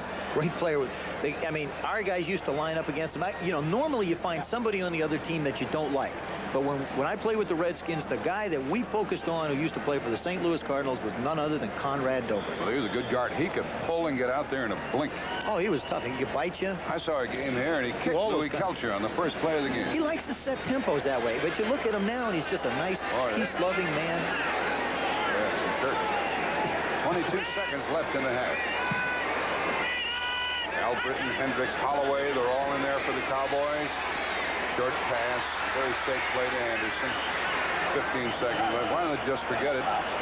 Why don't the Chargers just forget it? They're going to call another timeout and have 15 seconds left. They have 1 timeout left. The doubleheader next week should be very interesting. Here are the matchups. Green Bay at Chicago, Minnesota at Cincinnati, meaningful games, both of them. And then later on Sunday, Dallas and Washington. And, you know, that's always been a big. That game has started already. You know, they play San Francisco tomorrow night, but in Washington, this is the game that everybody looks to, whether you're a fan or a player, and it always boils down to the fact that both of those teams are in a playoff race. Well, I picked San Francisco tomorrow night, and Dallas had better not be thinking about Washington here today. They have their hands full. I'm not picking, to be honest with you. Come on, stick your chin out. No, I'm not going to stick my chin out. I just think it'll be a good football game. I happen to believe, though, for the Redskins that their remaining schedule, which we'll look at later on, is probably tougher than anybody's has to play. They go into Denver, they go into Philadelphia, they got the Giants and the Cowboys left. They've got a tough road to hoe between the three, the Cowboys, the Giants, and, of course, the Redskins. 1 timeout left for San Diego. 15 seconds remaining in the half. This is that interception ball that all the coaches want you to throw, and fortunately for Dan, he got sacked. Ed Jones got to him with 10 seconds left. Second sack of Faust today. And now they're going to start the clock again, and let's all go to the locker room, fellas. I think it's a wise decision. Yeah. San Diego's just going to let the clock run down. After the sack, they stop the clock, and then they reset it, and they let it run. So we're going to halftime with a 10-7 score, and the Cowboys expected to be better off here. They had a terrible second quarter. Dallas will receive the second half kickoff. They enjoy a 3-point lead at the intermission, 10-7.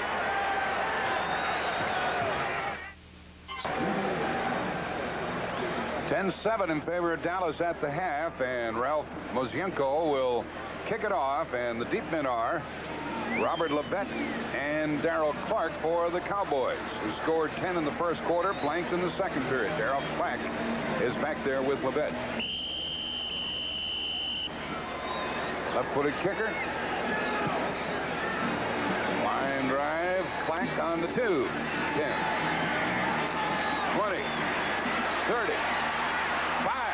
40, 48-yard line. What a great return by Darryl Clack. That adds to his average, which had been only 17 yards previously. 46 yards on that one in the first half. Look what happened. Well, there you see the Cowboys have not run the football very well, nor have the Chargers.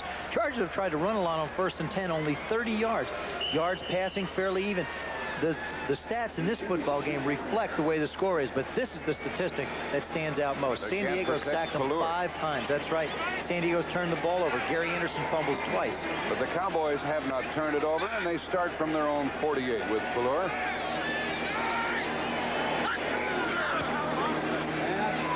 Rolling to get away from that pressure. Heavy coverage and out of bounds.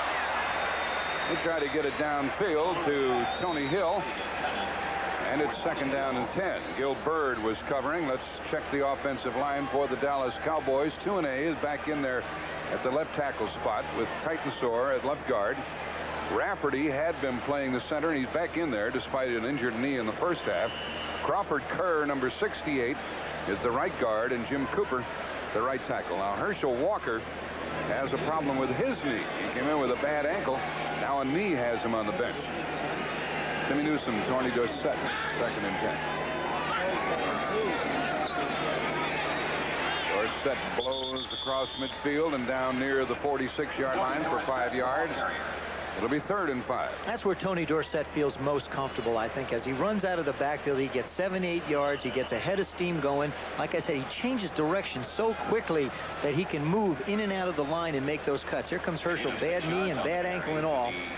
Comes on into the ballgame. A touch of bursitis on the knee, evidently. It's 3rd down and 5. John Sullivan, the extra defensive back. Earl Wilson up front for the Chargers. 4-man front. Fuller can't run for the 1st down. Yes, he did. With a good burst to the 41, a 1st down. He waited till it opened up a little bit before he took off. He really wanted to try and throw the football. There again, the Chargers only rushed 4. They're getting great pressure by their front 4. They drop everybody else into coverage.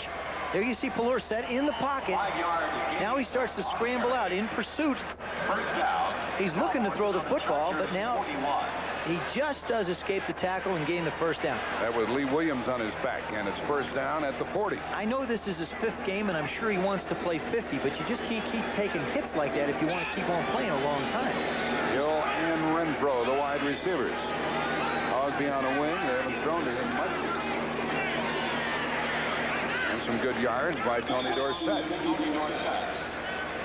6 yards. Boy, you can make 6 yards easily. Here's the fellow they're shooting at in the right corner for the Chargers. Well, what they've tried to do is isolate Mike Sherrard on Don Brown, who was playing because Vincey Glenn, we saw the x-ray before. We don't know what the result is, but he got belted in the jaw, and they took a picture and has not come back in. They've moved Gil Byrd back to safety. They're really trying to put him on an island. This is another one of those favorite downs by coaches. It's 2nd down and 4. You run a little play-action fake and go for it all. Let's see. Motion by Renfro. Big rush. Good escapability. And tackle for a loss on the play at the original line of scrimmage as Ian got after it. They were trying to go down the field to Doug Cosby that time. Williams chased him out of the pocket, and Ian chased him out of bounds. Lost 6. That was a play. It's a 2nd down and 4. If you have it incomplete, you wind up 3rd down and 4. A very convertible down. It's a good call by the Cowboys. It's just that San Diego met the task. That's Jim Mora Jr. His father is the head coach of New Orleans, and he was the best friend of Steve Fuller. Maybe he's helping stop Fuller today. Absolutely. Most days he's his best friend. Not today. 3rd and 11. Four-man front, 4-man rush. Take him down again. 7-yard loss on that one. Leslie O'Neal and D. Hardison. Hardison, number 92, the former Giant. San Diego's only rushing 4. There's the move. Now there's a twist up top. Hardison and O'Neal. Now Hardison continues to pursue. O'Neal coming and closing fast. Let me tell you about Hardison. His wife is a sergeant in the Army. No wonder he's tough. No wonder he moves so quick. Look at the sacks. That's the 7th. And the 6th punt by Saxon. Anderson is back to get it. He's liable to explode one of these moments. High kick. It should be well covered. And let it bounce. Takes a bad bounce as far as the Cowboys are concerned, and it's down. So Cowboys took the second half kickoff, didn't do anything with it. It was only a 27-yard punt. The Chargers have the ball. 27 yards. Now down on the bottom here, you see Dallas. That's about the middle of the pack. They're right? about 14 would put them right at the middle. 1 out of every 13 times Pelur's tried to throw or Cowboys tried to throw, they've been sacked. Here today, he's already been sacked 7 times. Now that doesn't count the hurries also. He's going to run around back there for his life. And Leslie O'Neal has been a big part of it with a couple of sacks and a couple of forced fumbles. It's a first down at the 22. Gary Anderson slanting shy of the 25. Both starting lineups are intact at the moment.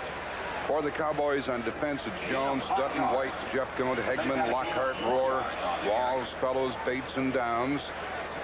Stop by number 54. And there's Ernie Stontner. You put a pair of shoulder pads on him when he was playing. Always looked like he was offside. What a big dude he is. He has to walk through a doorway sideways. I mean, and I used to love to play against Ernie. Whenever I played as a quarterback against the Cowboys, it was like a personal thing against Ernie Stontner. Second down, 6.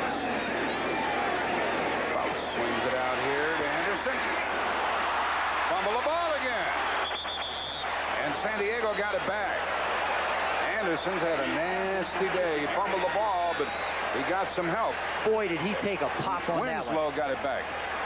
He tackled by number 50, Jim Rohr. There you see from the left of your screen, this is a swing screen. You see that he realizes, see how Lockhart ran into the other defender? Now watch him take a shot from Bates. Eugene Lockhart right there. Bates hits him.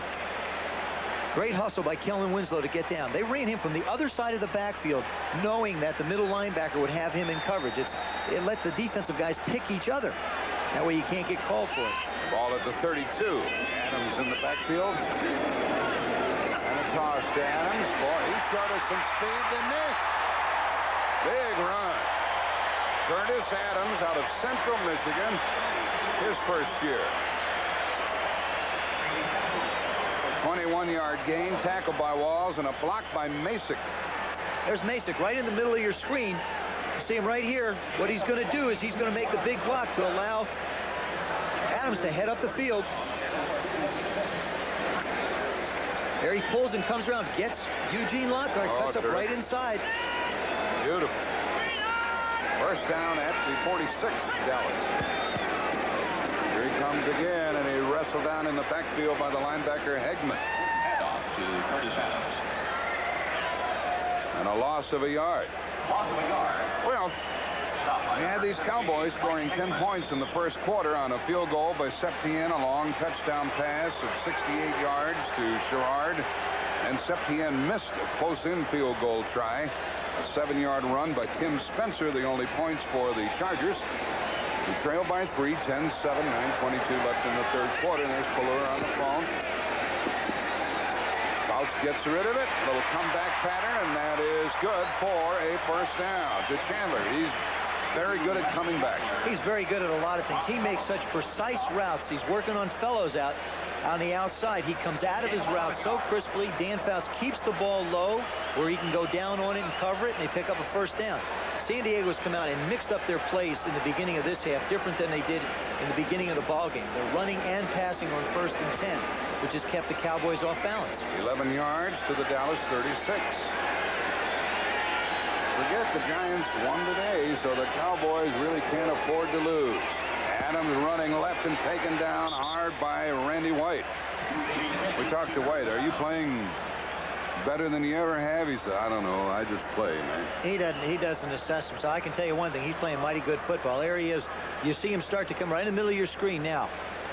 Adams starts to cut back, and Randy's right there to meet him. The thing about the Cowboy defense is everybody is so disciplined. When they move down the line, they all fill holes and go right for the ball. Ball still at the 37, 2nd and 11.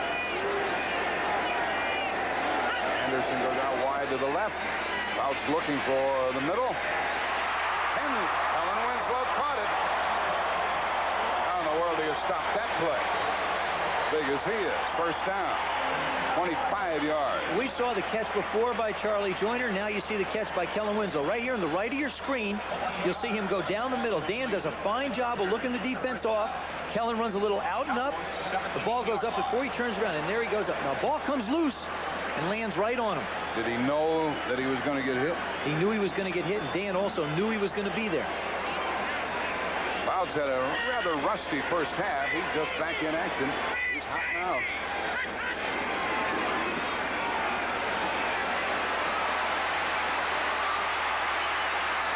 And he threw it away.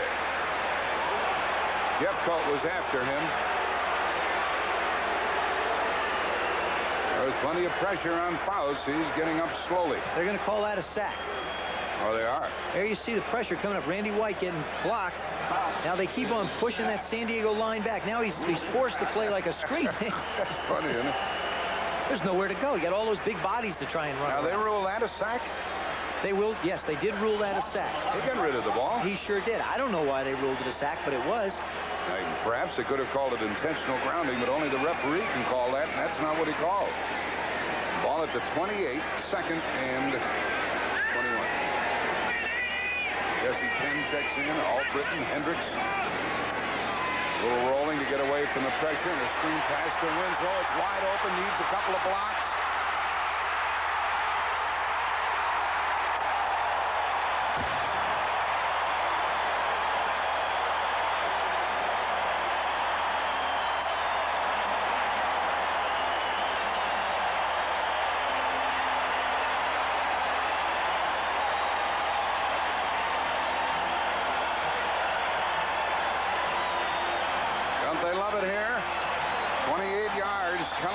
And he got the blocks, and he waited for the blocks. A lot of runners would have been so anxious they'd have run right by everybody. He's been around long enough to let his people get out front, make a hit, get a body on the ground, and pick your way. And that's exactly what he did to get in the end zone.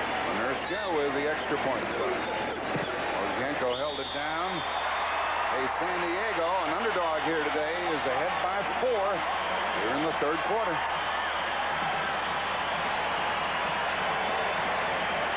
Miami. The old veteran Dan Faust back to work. He'd suffered 2 separate concussions this year. But he's a pretty good quarterback. He's pretty good, I'll say so. It took him the first half, I think, to get the cobwebs out, get the arm loosened up a little bit. That particular drive, he was totally in charge, making crisp deliveries, good reads. 5 minutes and 14 seconds, they took that ball down the field. Now the kick by Mozhenko. Levette. Darryl Clack are deep. Levette goes way back. He'll down this one. Well, that means an awful lot when you avoid that big return. Let's watch the touchdown play. There you see, on the right of your screen, that's Kellen Winslow. Houlihan's coming across in motion. Faust is going to roll out, fake to the backs as they come across. He's going to slide over here, make the throw back. Dallas's defense is pursued to the right, and up he goes for the touchdown. There you see him slide across. Dan does a nice job of faking. Now watch him pick his blockers up. There's Gary Kozlowski out there making a block. Now, right here, he's a tap dancer. Touchdown. First down, Dallas at the 20-yard line with San Diego ahead by 4.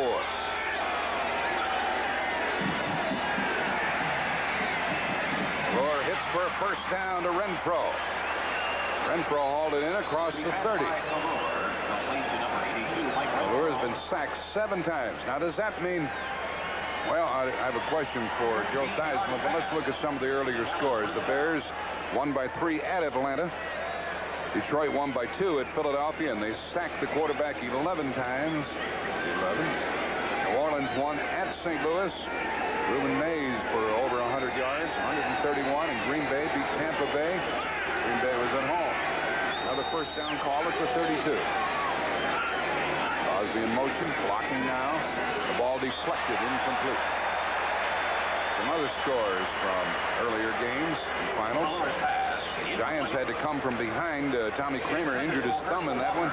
Allegre with 5 field goals and a 2-point Giant win. They're 9-2 now. Miami traveled to Buffalo and won by 10. Reno over 400 yards. Typical day for him. Cincinnati won a big game as they try to catch Cleveland. And Pittsburgh won 21-10 over Houston in a divisional game. 2nd and 10. Plummer is out. Sullivan in defensively for San Diego. A toss to Dorsett. Waited for the blocks and came out near the 39.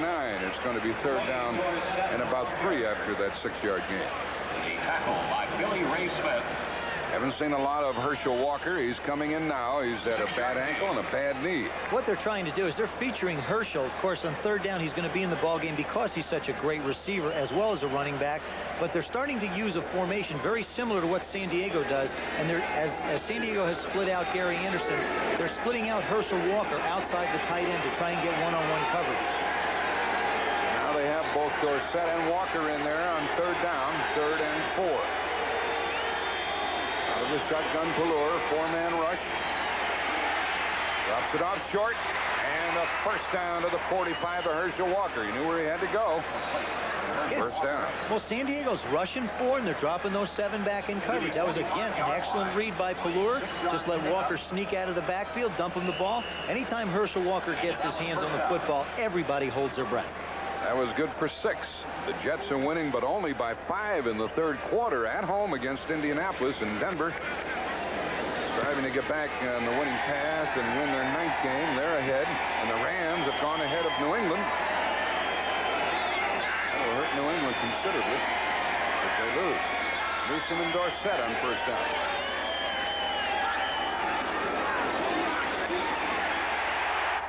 And the defensive end, Williams, was there. 8-yard loss. Boy, these ends, Williams and O'Neal, are doing a great job. There you see him right there in your screen. What he's doing, he's just going to go up the field, and Pelluer just doesn't really stand a chance. Also, Plummer's going to give him some pressure.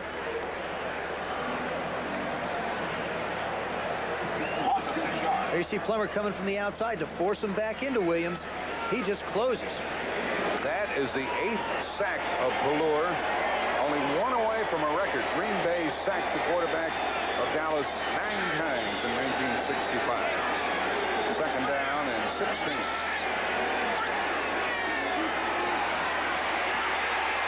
Screen out here to Walker. He needs a couple of blocks.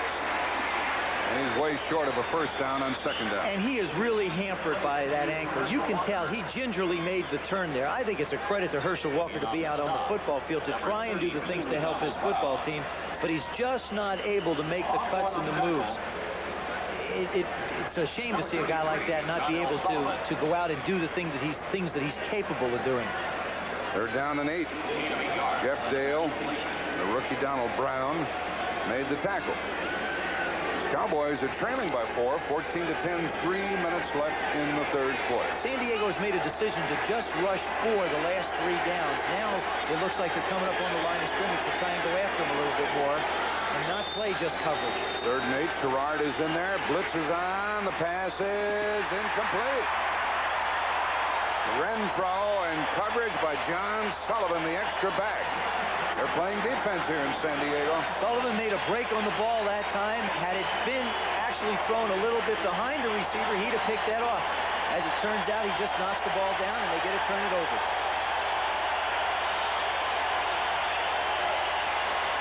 That's a rare commodity in San Diego defense. Is he happy?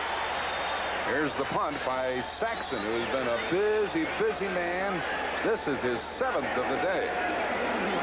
Anderson back at his 10. Dandy kick, but it looks like it's headed into the end zone. It is, and it will come out to the 20-yard line. Once it's in the end zone, stays there. That was a 53-yard kick. He would have preferred out of bounds, but didn't get it.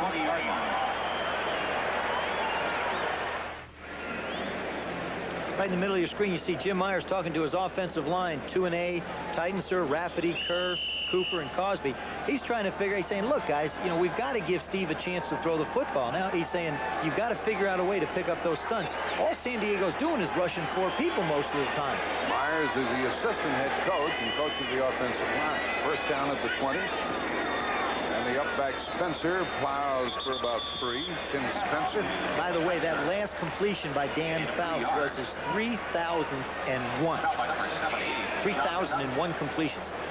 I don't think I threw that many passes. That arm has seen some work. I was talking to Dan. I said, have you experienced any sore arms since you've come back? He said, Joe, I don't throw the ball hard enough to get a sore arm. Sure does throw it in the right places. Second down, 7. Don Smerrick checks in. There's Saunders, the head coach of the Chargers.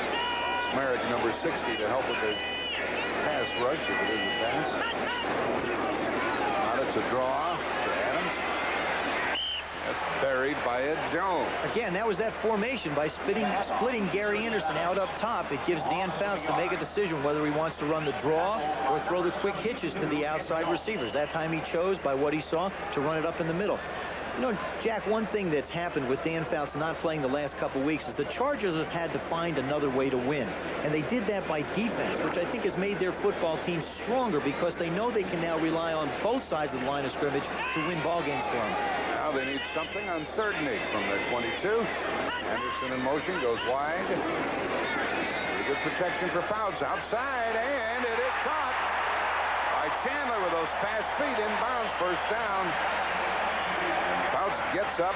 Fellows was covering 15 yards. Perfect timing route. Dan Faust just sitting in the pocket and making the throw. Here go the Cowboys are going to go after him. Randy White dancing around. Jeffcoat coming around from up top. Makes the hit. You'll see Randy just sort of fall down on him. There's a perfectly thrown ball right over the outstretched arms of Fellows. Chandler does a nice job of tapping before he goes out of bounds. There's a big down, 3rd and 8. Dennis McKnight with good pass blocking. He's their right guard, number 60. First down at the 37. Pop up the middle by Spencer. Same approach by the Chargers.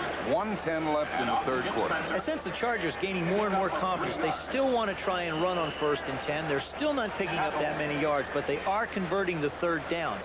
That is a sign of confidence by an offense. By number 78, John Dutton. Last minute of the 3rd quarter.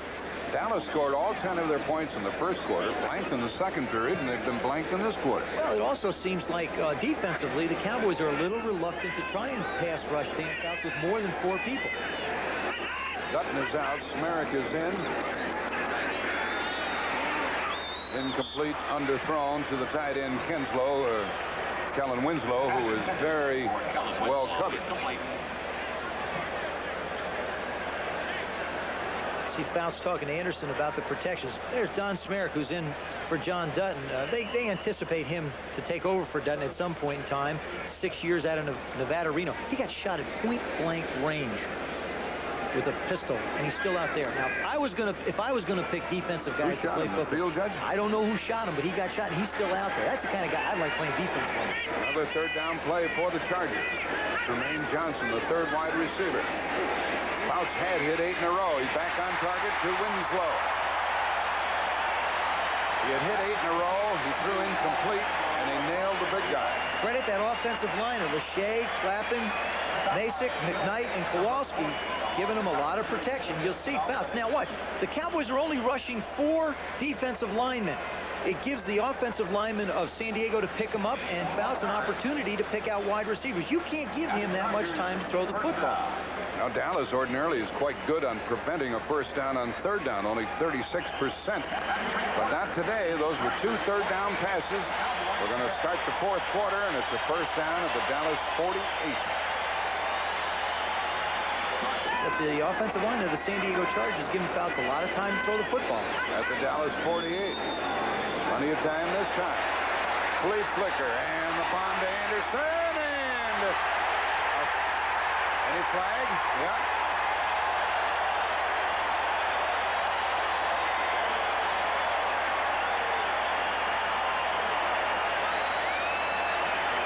Was probably Everson Walls. There you see it's a handoff into Tim Spencer, turns around, pitches it back to Dan Faust. Interference, 26 defense, first down. There you'll see Michael Downs. He mistimes his leap. Gary Anderson goes up for the ball and never has a chance to go after it. Call is against Downs, and it's 1st and goal at the 6.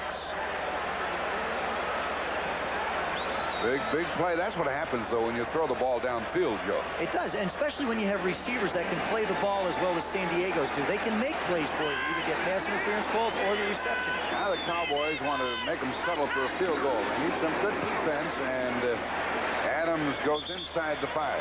Sometimes you pick a point in a ball game or a point in a season, and you say, look, we have to hang our hat right here. For the Dallas Cowboys, they have got to keep the Chargers out of the end zone at this point, or their season starts to slip away from them a little bit. Well, the Giants won today, and they're 9-2. If the Cowboys lose, they'll be 3 full games behind with 5 games left to play. Also, it'll be 3 games in a row that they've lost. First time since '79 if that happens. The ball's at the 4, 2nd and goal.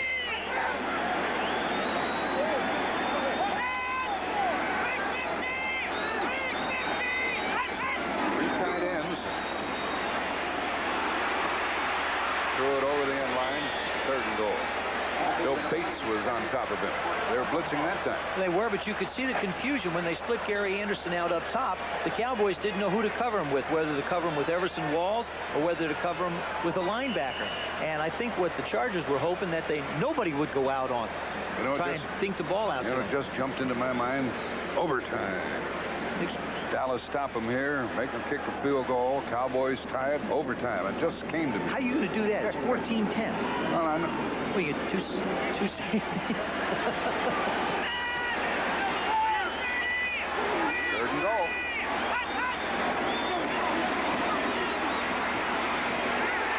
And it is a touchdown.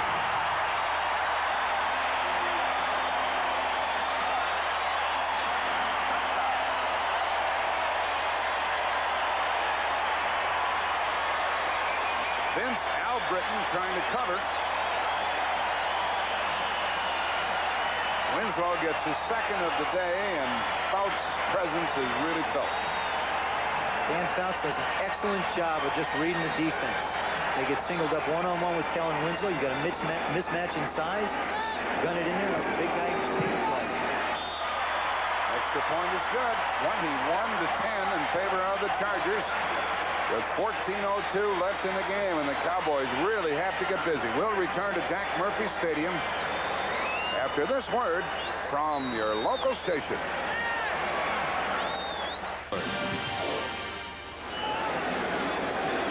Pretty view of San Diego. Here's the kickoff deep into the end zone. Bringing it out is Clack. We'll see whether or not that was a good decision. Was not. Ball at the 13.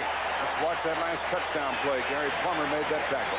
Right here on the right of your screen, you see Kellen Winslow. He's just going to come down, make a move in Albritton, and run right and out pattern. But watch the confusion between the 2 secondary players for the Cowboys. There you see Albritton and Hendricks talking to one another, saying, who do I have?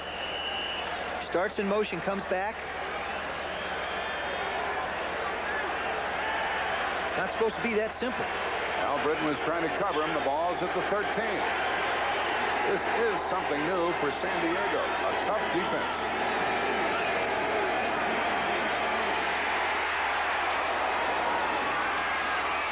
Gore got it out to the big tight end, Cosby. He went far enough for a first down. Now the Giants won today, and so did the Bears. They're each 9-2. The Rams are playing at the moment. The Redskins play tomorrow night, along with San Francisco. Look where Dallas will be. Minnesota lost today, 6-5. Dallas could be 6-5 unless they rally, and New Orleans is 6-5. Yeah, somebody who's not. That's right. They've won a lot of their last games. Three in a row. So this becomes a must situation for the Cowboys to come back here today. There's a first down throw, and here's a big run. Dorsett for first down. A saving tackle by Tony Unrein, the nose guard, number 98. Think he'd have gone, Joe? I think he would have. I don't think anybody caught Tony once he got out there. He's down on the field a little bit now. He is slow getting up. Crosby caught the first down pass. Dorsett made the first down run. Good blocking. It's just a simple draw play. You see Pallure take the snap. Going to hand off to Tony. They cross block there. Plummer gets blocked. Crawford Kerr making the big block now. Instead of tackling him, Jeff Dale tries to knock him down, and you have somebody that big, 6'5", 283 fall on you, you'll see the difference. On another day, Dorsett, who has hobbled a little, might have broken that one. 13 minutes left in the game. Pairing for next Saturday on CBS. First down at the 43. With Walker in the backfield. And another first down throw by Pallure as Mike Sherrard came back and caught it. And Pallure is getting hot. And A-Race and Billy Ray Smith has to leave the field. Now they roll that one incomplete. So they've lost one of their best defensive players, Billy Ray Smith. Ray Smith owns the Louisville baseball club. Oh, I can see what the difference is. Dorsett, who's had a bad ankle and a bad knee previously, has a twisted left ankle, but he's coming back in now. That pass was ruled incomplete to Sherrard. Herschel Walker and Tony Hill. Herschel limping out. Tony Hill jogging on. You know where the Raiders play next Thursday? Here. In San Diego. Next Thursday, Mike. 2nd and 10. Sullivan, the extra defensive back for San Diego. Across to Dorsett. A flag is down. A first down run. We'll check the flag, and it could be holding. It usually is when it comes from that direction. The umpire threw the flag. Or it could be a face mask call. No, it's against San Diego on illegal use of the hands. Timmy Newsome, by the way. Illegal use of hands, 92 defense. First down. The call against D. Hardison. Timmy Newsome made a wonderful block on that 12-yard run. You know, there's been you're absolutely right. There's been so much made of Tony Dorsett and Herschel Walker's ability, and both of them rightly so. But he's sort of been the lost man. He's got 38 receptions coming into this football game, and he's a very important part of the Cowboys' offensive success. Dorsett just passed by a very formidable runner. We'll talk about it here in a moment. First down. Oh, what a bad decision that was. He ran right into the arms of Lee Williams. 9-yard loss. Or the 9th sack. The 9th sack and a loss of 4 yards on the play.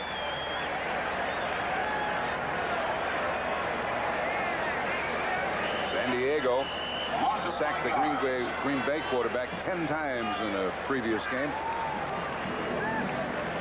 Dorsett just went by the leading all-time rusher, John Riggins, and Dorsett's in 4th place behind Peyton, Brown, and Harris. He said, he was hoping catch a couple of those. He was hoping he could if he can stay healthy, but he's been nicked up all year.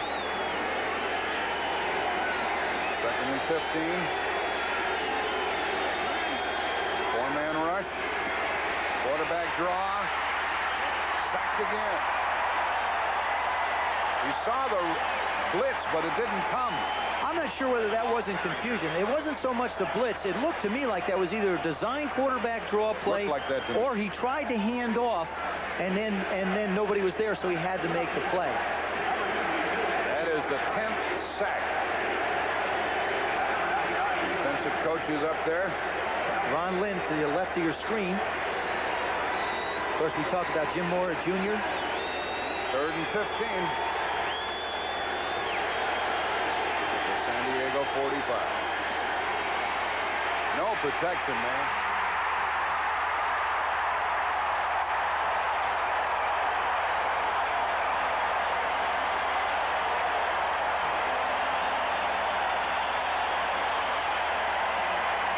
That's the 11th sack. That sets a San Diego team record, and it gives them 44 this year.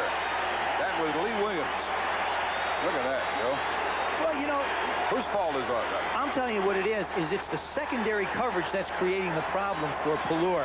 The offensive line obviously is being beat up front, but the fact is he had nowhere to go with the football, so instead of making bad decisions and throwing interceptions, he's taking sacks. Here's the 8th punt by Saxon. The other thing, that'll happen sometimes when you throw 5 in the previous week. From the 5-yard line. Out across the 15 to the 16. Now the Chargers have, careful fellas, careful. The Chargers have an 11-point lead. We have 10-13 remaining in the game. That was a 54-yard punt, and things are all settled down. The ball's at the 16. Something you Hasn't seen much of in the past here in San Diego. You're right. There you see him walk up to D. Hardison and pat him on the back. You know, he went down the line to O'Neill and Williams. Every one of them, he told them, thanks for doing a super job. Keep it up. Ball's at the 16 and a toss to Adams. Dallas fully expecting the run now under these circumstances, and they stopped it. This is the most sacks ever by San Diego and the most ever given up by Dallas in a game, and here's the way they've gone. Williams 4, O'Neill 2, Ian 2, Benson, who used to play with Atlanta 2, and Hardison, who used to play with the Giants 1, so they've picked up some pretty good people from other clubs. The point I want to make is 9 of those sacks have come from defensive linemen, which means that San Diego is not bringing linebackers to put pressure up front. They're doing it all with the front four. Here's a quickie on 2nd and 8. And that's the pass to Charlie Joyner. 6 yards. Tackled by Hendricks. 740 catches. Joyner. That's right. Started with 738 today. He's gone over 12,000 yards. And he brings about a 3rd and 2. San Diego have been quite good on 3rd down today. For the year, they've had 41% of first downs accomplished. 3rd and 2. It's a big play. 9 minutes left. Anderson. Oh, a big play by Ed Jones. Now the Chargers are going to have to punt. And one of these times, the Cowboys are going to have to do something, or they're going to be 3 games behind the Giants. Well, they've had an opportunity. They've gotten 2 of the turnovers. They missed 1, but there Ed Jones just flat beats Kellen Winslow right up the field.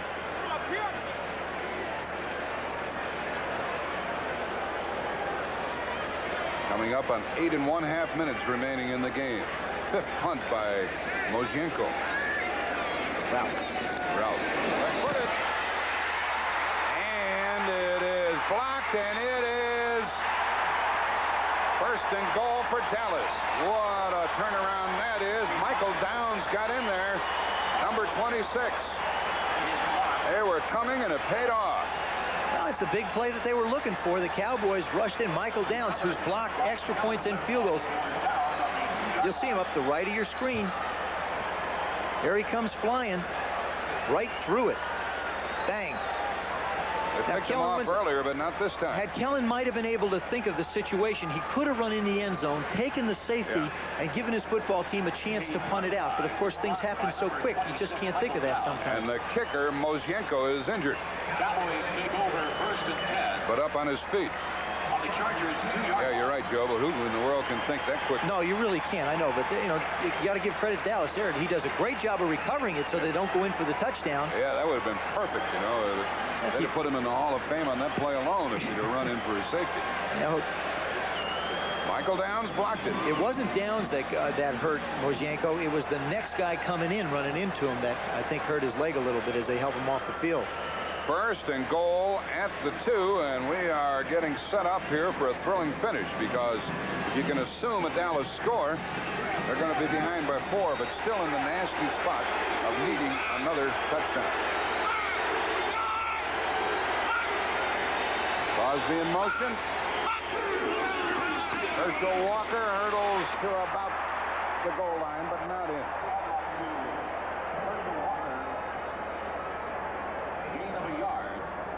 Walker to the goal line.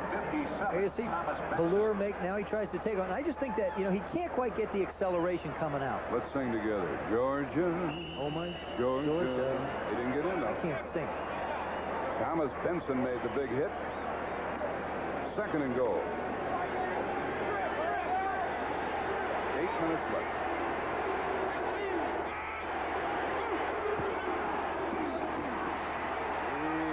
He did not. 3rd and goal. Well, we're watching something new here in San Diego. I'll tell you, you get 2 interesting decisions to make. You know, the San Diego defense, they're just digging in. Their nose, see how their rear ends are up in the air and their noses are in the ground. They just fire into certain gaps, and they meet Herschel right at the goal line. Walker's carried 7 times, 14 yards. That's all. The interesting decision is, does Tom Landry, do they try a play-action fake now? Fake it to Herschel, or do you think that he can get in over the top? Or a quarterback sneak with a big Ballure. Walker, touchdown. Touchdown, Walker. With 7:26 remaining in the game. valiant effort by the Chargers, but couldn't stop Walker 3 times in a row. What an unbelievable individual effort. He is almost hit 5 yards deep in the backfield, and his spring and his explosion carries him all the way in. You'll see the Chargers. Somebody fires through at his feet, has a shot at him, and look at that. He just literally leaps out of the tackle into the end zone for the touchdown. I hadn't seen that before. You're right, Joe. That was a great move. Now Septa in trying to make it 21-17.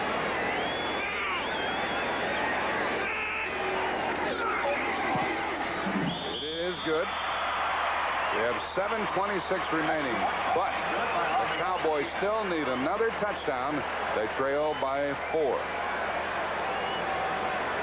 The winning edge. Well, you won't need the morning paper to check out the NFC Central. All of those games are over, and we'll show those scores to you in a moment and check out those standings for you. Now, next Sunday, we have a doubleheader, and the Bears are involved, and that's always fun. Bears against the Packers. And, you know, historically, the Packers have always played the Bears well, and they're coming off a big win, 31-7 over Tampa Bay today.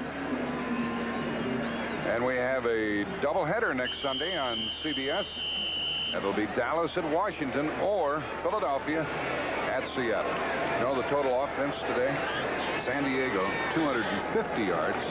Dallas, 196. It's been a defensive football game. Now the Cowboys have to get the ball back. Anderson from the 4.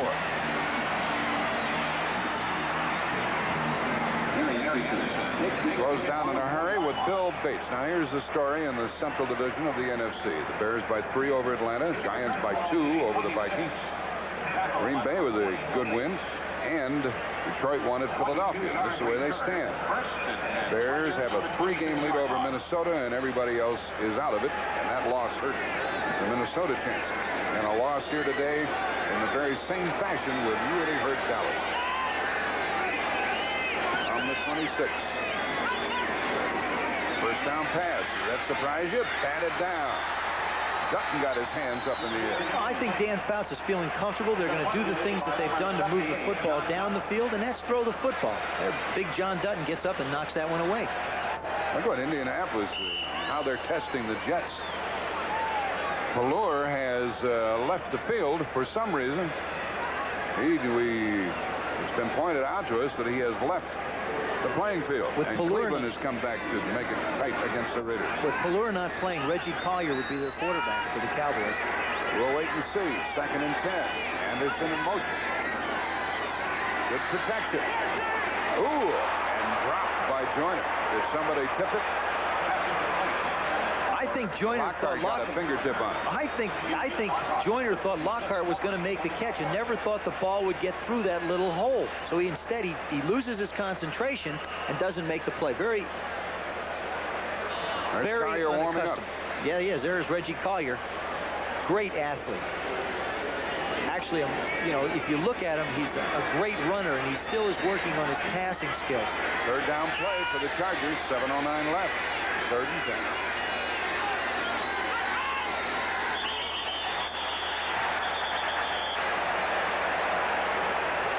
I think Faust was trying to draw. 77 offense.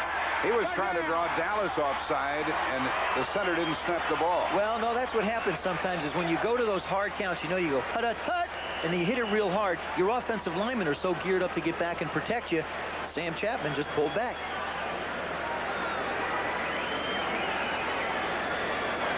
Steve Pelluer had a hip injury, and they expect him back. He's being treated off the field at the moment. 3rd and 15.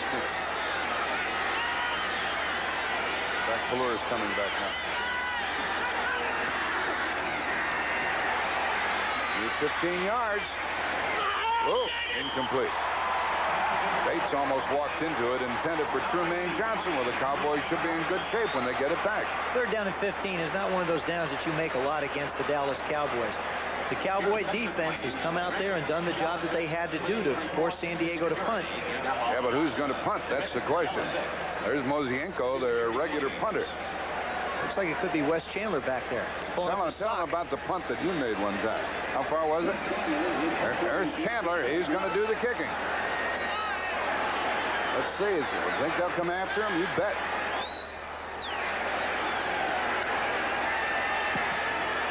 Oh, what a pretty good punt. Fair catch. And taken at the 45 by Gordon Banks. What a dandy punt by Chandler. 34 yards net. But a very good punt. And now a flag is down back upfield. No, was there a flag? No, they pick it back up, and the play stands, and the Cowboys will be at their 45. With Wes Chandler coming up with the play of the day. To answer your question, his went 33 yards further than mine went. 35 yards. There's Yonko is out of business with that neck injury, and Chandler filled the gap. Now the Cowboys trail by 4. 7 minutes left. Fuller is back in there. At a hip pointer. Fakes to Dorsett. Swings it out here. And it is caught by Timmy Newsom. He bowls his way for about 7 or 8. Benson tackled it. Here's the schedule for the Cowboys after today. Washington, Seattle, Rams, Philadelphia, Chicago. None of them are easy. Look at the Washington schedule. The game Monday night in Dallas, Cardinals, Giants, Denver, Philadelphia. And the Giants who won today at Denver, 49ers, Washington, St. Louis, and Green Bay. Looks like they have the easiest schedule. I think the Giants probably have the easiest road, and the Redskins may have the toughest with Dallas sort of in the middle. 2nd down and 3. Hill and Renfro, wide receiver. Little comeback, and it is ruled, what? Incomplete. Incomplete to Renfro. Say he was knocked out of bounds. I kind of thought he was. That's the first punt ever by Wes Chandler in a National Football League game. There's a little discussion down there in the field. I thought that Renfro was bumped out of bounds. But it's going to stand incomplete. Make it 3rd and 3. What do you think, Joe? Well, let's take a look. There you see, Fuller does a nice job of putting it out. Renfro's got the both ball. feet down. That's a catch. I believe that's a catch. I thought so, too. Yep. 3rd down. A long 2. If they don't make it, they may have to gamble. Inside handoff to Dorsett. 1st down. And he lost the ball.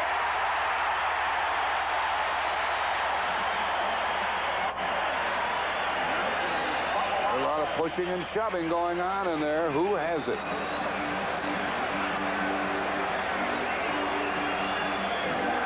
Who has it? With the rule they have in the National Football League, it's whoever has possession. And when you're in the huddle, Dallas. when you're in one of those pileups, it's a question of who's the biggest guy on the bottom who can pull the ball away and keep possession of it. No matter who covers it right away, they want to see who comes away with it. Sullivan, the extra defensive back, 33, took it away from the other 33. They run the ball on 3rd and 3. You see Dorsett, he's got the ball in the right hand. He makes the cut upfield. Now Sullivan gets around the block and just reaches in and knocks it loose. The ball to the San Diego 44, a 1st down. They need the touchdown. Clock running. 5:50. And a whistle stops play. The score is 21-17 San Diego. Look what Indianapolis, how they're pressing. They're only a point behind. Denver's in good shape in the 3rd quarter by 12 over their opponent, Kansas City. Some tight games to be determined today, including this one. That motion that you saw the referee do is to put the time back on the 30-second clock. 1st down pass. Kept the receiver right in motion. That was Dorsett, but only a 2-yard gain.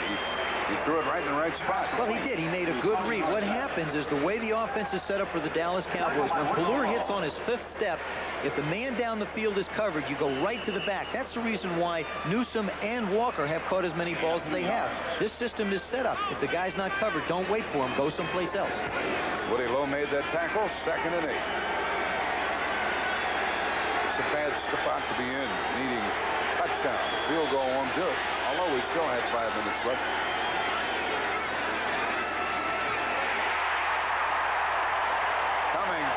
Flying through there was Leslie O'Neal again. Nobody touched him. Nobody. What he did is he moved inside. They overmatched the offensive line with the play action fake going away. He had a clear shot right at Fuller. Now you see the end of it. Just came flying and right through. A smart thing he did. He didn't try to injure Fuller. He just wanted to take him down. That's the 12th sack of the Dallas quarterback for minus 93 yards today. Boy, is he quick. Where'd he come from? He came from the right side. He slid Like on a in from the linebacker. right. Well, what he did is he started outside, slid on in, and as soon as the ball was snapped, boom, he was gone. 3rd and 15. Sherrard, Renfro, and Hill, a wide receiver.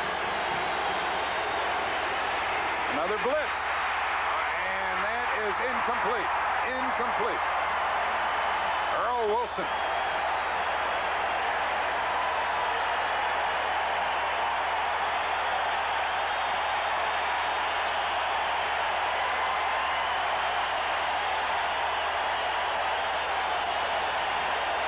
Wilson batted it down. Number 93. From the right of your, there's number 93, but from the right of your screen, you're going to see Color have to change his deliver. There goes the linebacker flying by, and there he gets hit. It's going to be one sore man after this afternoon. Now a punt by Saxon with 4:21 remaining.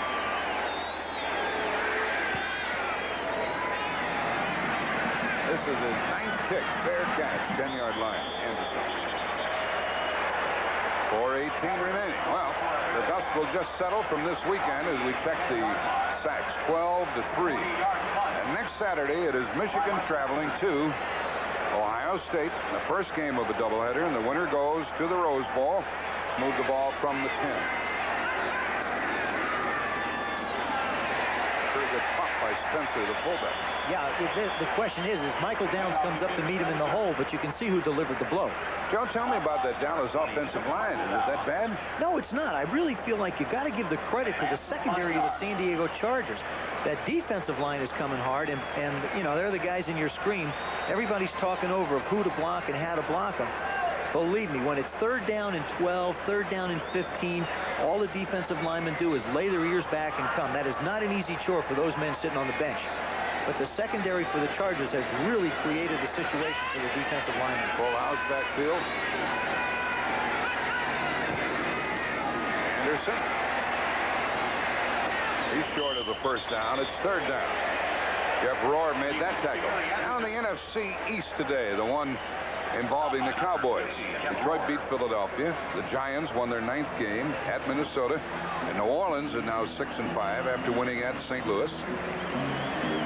So you see what the Cowboys have to do. If they're 6-5, they'll be 3 full games behind the Giants. The Redskins play San Francisco tomorrow night. So these final 3 minutes and 10 seconds extremely important for Dallas. Al Saunders, the head coach of the Chargers, is confronted with 3rd down and a long 3.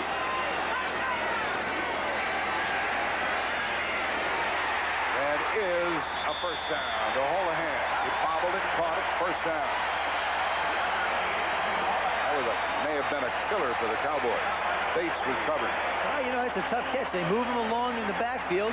He runs a little bit of motion, cuts in over the middle. It's a possession-type pass. Dan Faust makes the delivery very quick. And Al Saunders, you know, we asked him about being a disciplinarian. He said, no.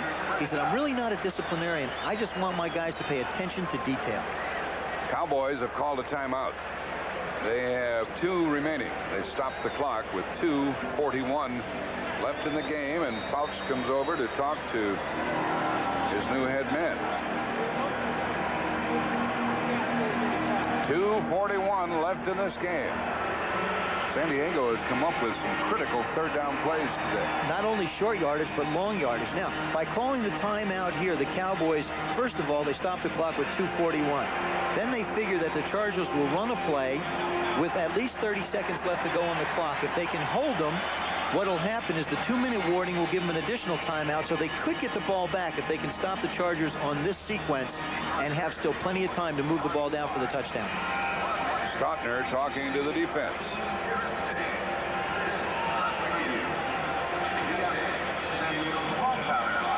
Tonight on CBS, for those of you who just joined us, we're going to have an all-new 60 Minutes and a question. Why was Patricia Laurer arrested when she tried to enter the U.S. for the first time in the State Department again? I think they have to. They've got to do the things that they've done that have kept them in the football game. If they go back to try and run, the Cowboys are going to accomplish what they want. That's to stuff them at the line.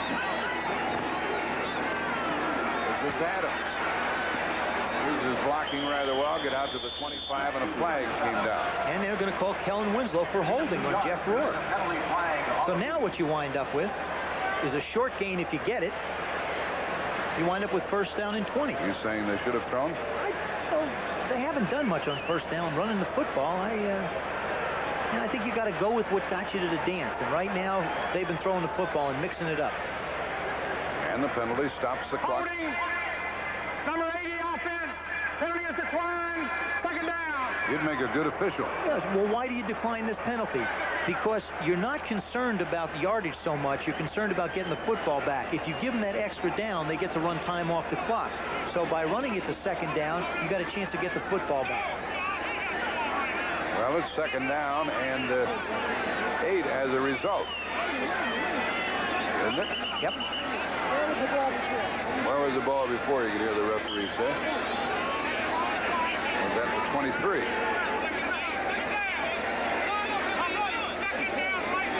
Second down right here, he says. I like a man who takes charge.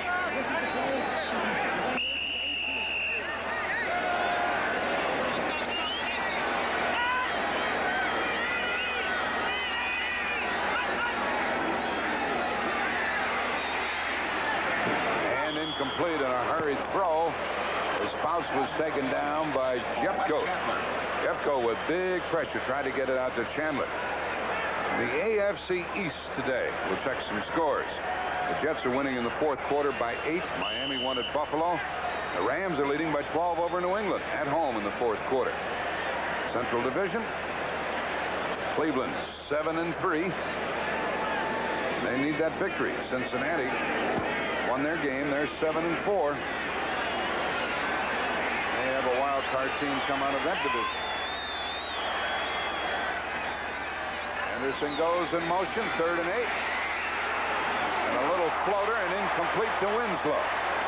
Lots of good pressure by the Cowboys that time. Well, they finally made a decision to try and blitz Dan Faust instead of giving him a chance to stand back there. You see pressure right up the middle, which is historically the problem that Dan has had because he's not that nifty a guy. He stands in there. There you see Jesse Penn. Michael Downs gets up in the air, and he just tries to make the throw to Winslow, and he can't quite get it to him.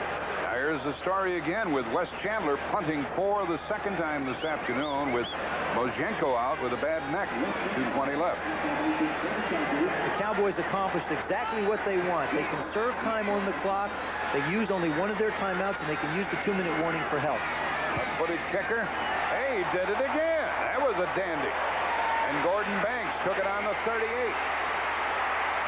And he's tackled at the 39. How's that for downfield coverage by Wayne Davis?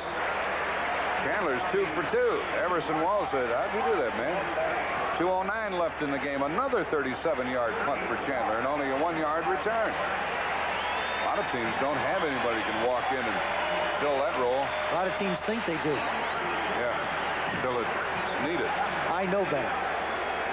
I saw Bob Hayes of Dallas kick one -10 one time in a Pro Bowl. You don't feel so bad left. now. 2:09 left in this game. The Cowboys need a touchdown. They're going to have to put the football in the air in this instance. You know, they'll get down to the 2-minute warning and use that as a timeout, but they're still going to have to put it up. Renfro and Hill. 4-man rush. There they are again. Screen pass. That's why they poured through like that. And a first down run by Newsome to midfield. Now we have 2 minutes left. That was an 11-yard run, and the first down for Dallas at midfield. They trail by 4. That way.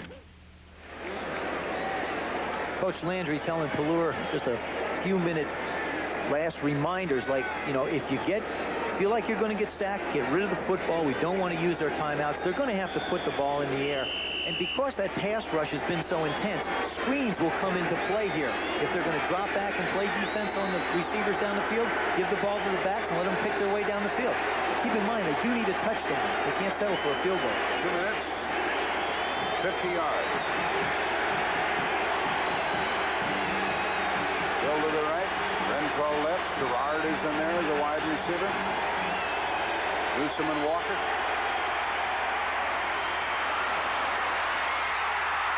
That is a catch at the 27-yard line. by the rookie Mike Gerard. 23 yards. What a dandy throw by the kid. That's a corner pattern. He gets isolated on John L. Sullivan and makes the move out of bounds. There you see the ball. Does a fine job of going up for this ball. Makes the reception and comes down. Big pickup. At the 27. A dramatic finish. See, San Diego's got to make a decision now defensively. Do we try and blitz and put pressure? That's I mean, this is the great thing about football. It becomes a chess game. How do you play it? I think they got to go after him. I think they're going to have to blitz him. Hill to the left, Gerard and Renfro to the right. First down, 27-yard line. Screen again. Good block. Dorsett. First and goal. You called it, Joe. Screen pass. That's a decision. You know, the Cowboys did what they have to do. The Chargers did what they had to do.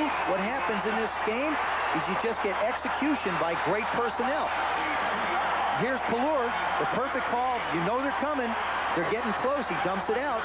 Good block by Cosby. Excellent, but this is where Tony Dorsett is really unbelievable. He gets out in this open field and just can turn it on. Or was that Rafferty? Tony Hill, Rafferty, good blocks. Thing is, they got to be careful not to score too quickly because then you get fouls to football with a lot of time on the clock. To the San Diego 2, first and goal. They didn't get in before, did they? Yeah. They did, yeah. Trailing by 4. Pelur still has it. Touchdown.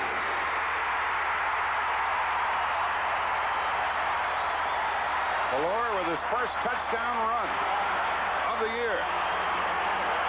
Cowboys are alive, but we still have 1:37 left. A lot of Dallas Cowboy fans are here.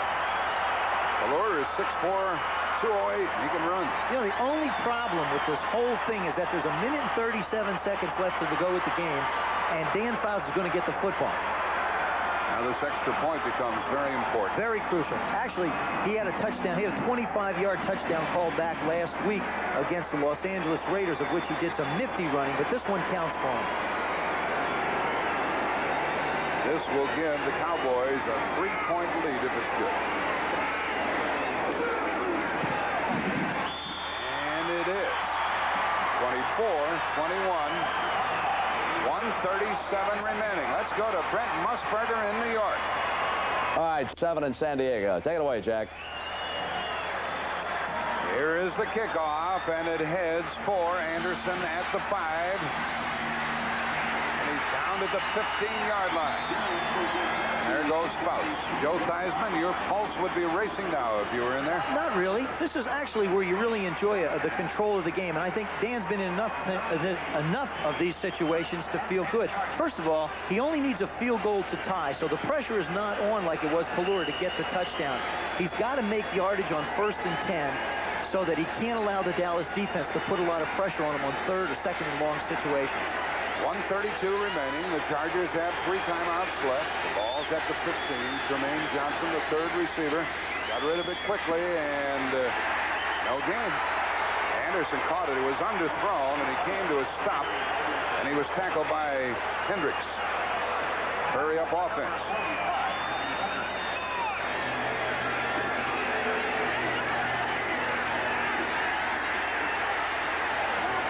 Incomplete. High and away to Winslow. 3rd and 10. Ralph Benerska wondering if they're going to get close enough. 1:09 left. Randy White was putting some pressure on. Now, he's 1 for 1 from over 50 yards, so it's not a lot of real estate to have to go with 1 minute and 9 seconds. That time, Randy White came around the corner and forced Dan to change his delivery. There's Ernie Stockner. He coaches the defensive line. And also calls the defensive signals. Now, I feel like Ernie's going to do the same thing he's done all afternoon. He's going to let his front 4 put pressure on Faust and drop his 7 people back into coverage. 3rd and 10 from the 15.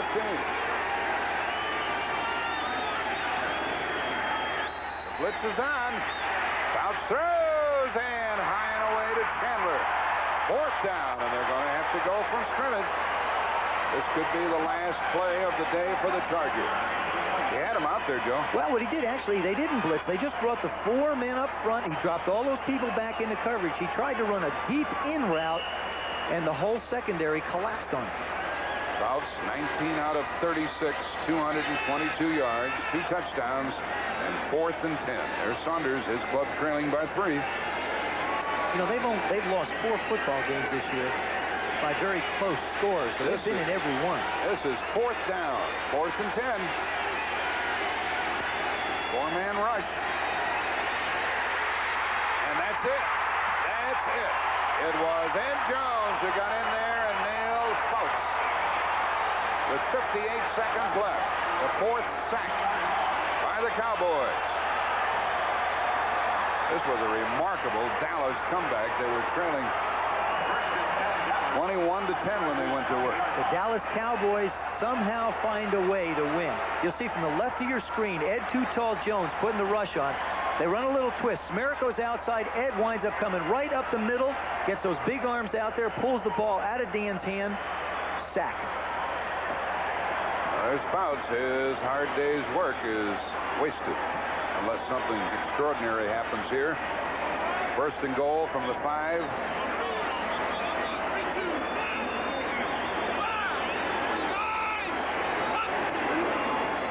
Collier makes no effort to move the ball. 3 timeouts remaining for the Chargers. Now San Diego calls the timeout. Dallas will go to 7-4, and that puts them very much in the picture, doesn't it? With the Bears and Giants 9-2. Rams trying to make their record 8-3. Washington playing tomorrow night against San Francisco. Minnesota lost today. 6-5 is New Orleans' record. It's a big one for you, Thomas. Of course, he's, excited, as usual. He was talking about Collier. He said, the kid doesn't get excited. See Danny White signaling in with that good left hand of his. San Diego has used the timeout here. They have 2 remaining. There's the people who've shown you the pictures from beautiful San Diego here this afternoon.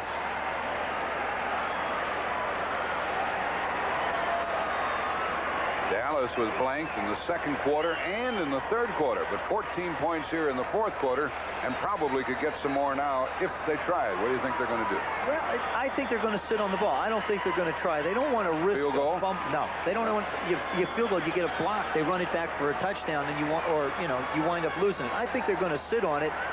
The only problem they're going to run into is there's 53 seconds to go, and if they get the 4th down. On 4th down, the clock will stop with the change of possession. So San Diego could wind up with the ball back. They got to call timeout real quick. They may run it, but they're not going to have Collier sit on it. Well, they give it to Dorsett. He could have. It looked like he could have run right up the middle. Hey, the ball came loose, and the ball's picked up.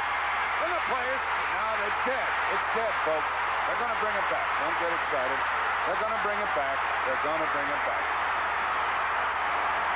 That was Donald Brown running with the ball, and he did the right thing. But the players said back upfield. They stopped the clock with 42 seconds left. Saunders' record, by the way, will be 1 win, 2 losses. Looks like Dorsett could walk right in here. No, you see him get closed in. There he tries to make the move. Now he fights for that little bit of extra yardage. And the ball, as he gets it out, gets kicked away. But it is a fumble, and it does belong to San Diego. But they whistle the play dead. Because he was down when he had the ball and touched by an opponent. Woody Lowe and Thomas Benson was in to make the play. So Fouts has 2 timeouts and 42 seconds. Now he's got, you wouldn't have thought that he'd have this opportunity. Needs a field goal. Now Fouts fell down, but he swung it out on a screen. And Anderson got out of bounds. Stopping the clock with 36 seconds left. Dan was good for 5. Well, he's never been known for his swiftness of foot. That time probably a lineman just stepped on him as he was trying to get away. But such presence to be able to get up, know where the receiver is, make the play, and still wind up with a 5-yard gain. 36 seconds remain. Dallas leading by 3, 24-21. Anderson 7 receptions today. Now only a 3-man rush.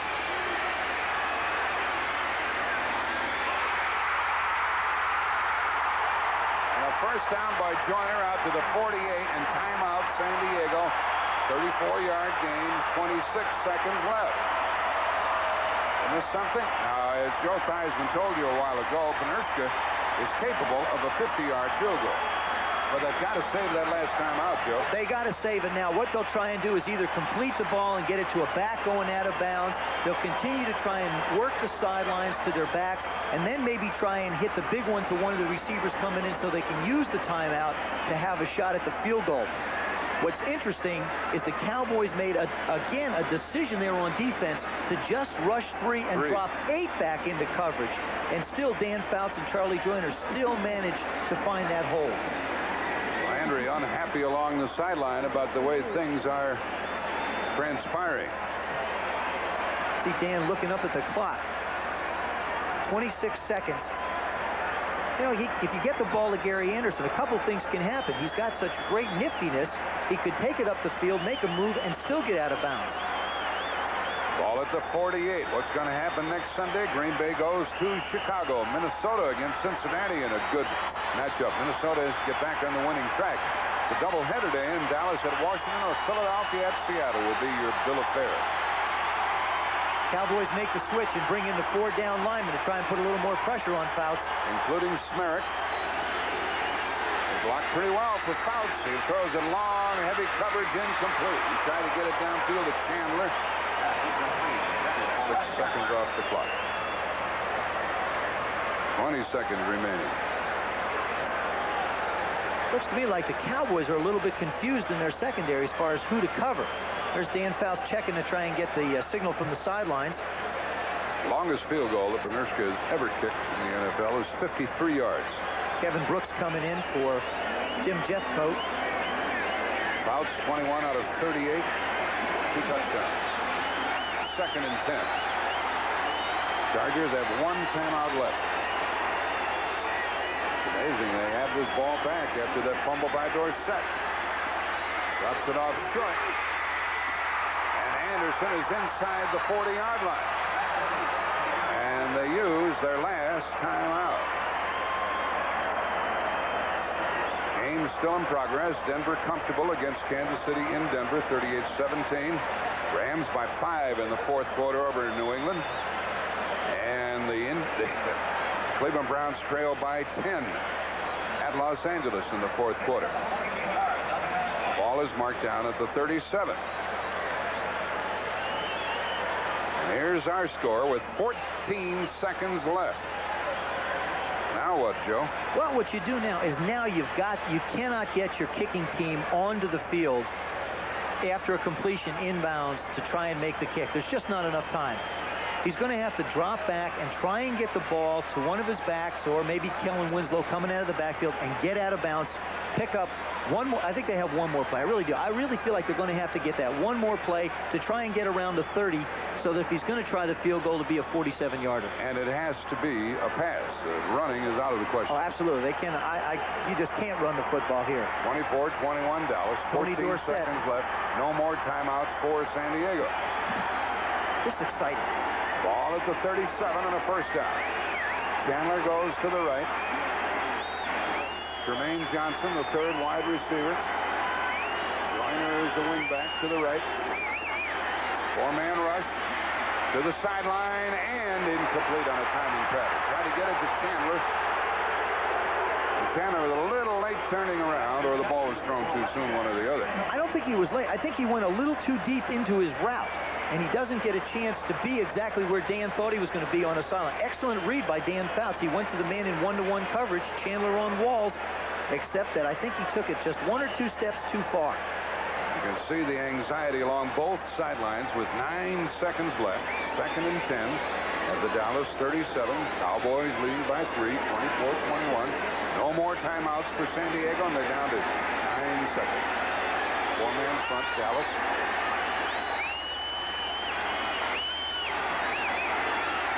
Quickie and knocked down by Everson Walls with 7 seconds left. He tried to get it to Chandler. And Everson was looking for that one. That was, that one was almost going the other way. Well, here comes the kicker. His longest ever is 53 yards. His best this year is 50 yards. This is going to be 55 yards. Unless it's a fake. You always have to think of that. The ball is going to be held by Tom Flick rather than Yonko, who is injured. 55 yards.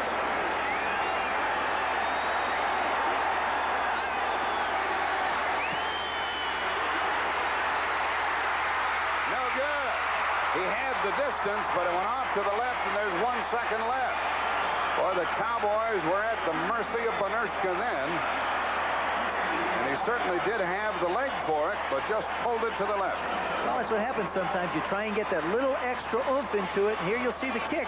The snap's a little high. Flick does a nice job of handling it. It made a difference. It starts, and then it just tails off right there. Hooked at the last moment. And only 1 second left in the game. Dallas by 3.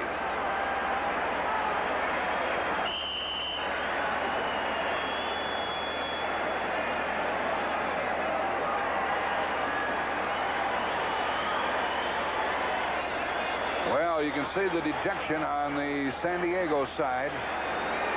They played a heck of a game, led 14-10 at the half, made the score 21-10, but lose it 24-21. And the Dallas Cowboys get a very important win here today. We'll be right back. For Joe Theismann, this is Jack Buck from San Diego. The final score, 24-21.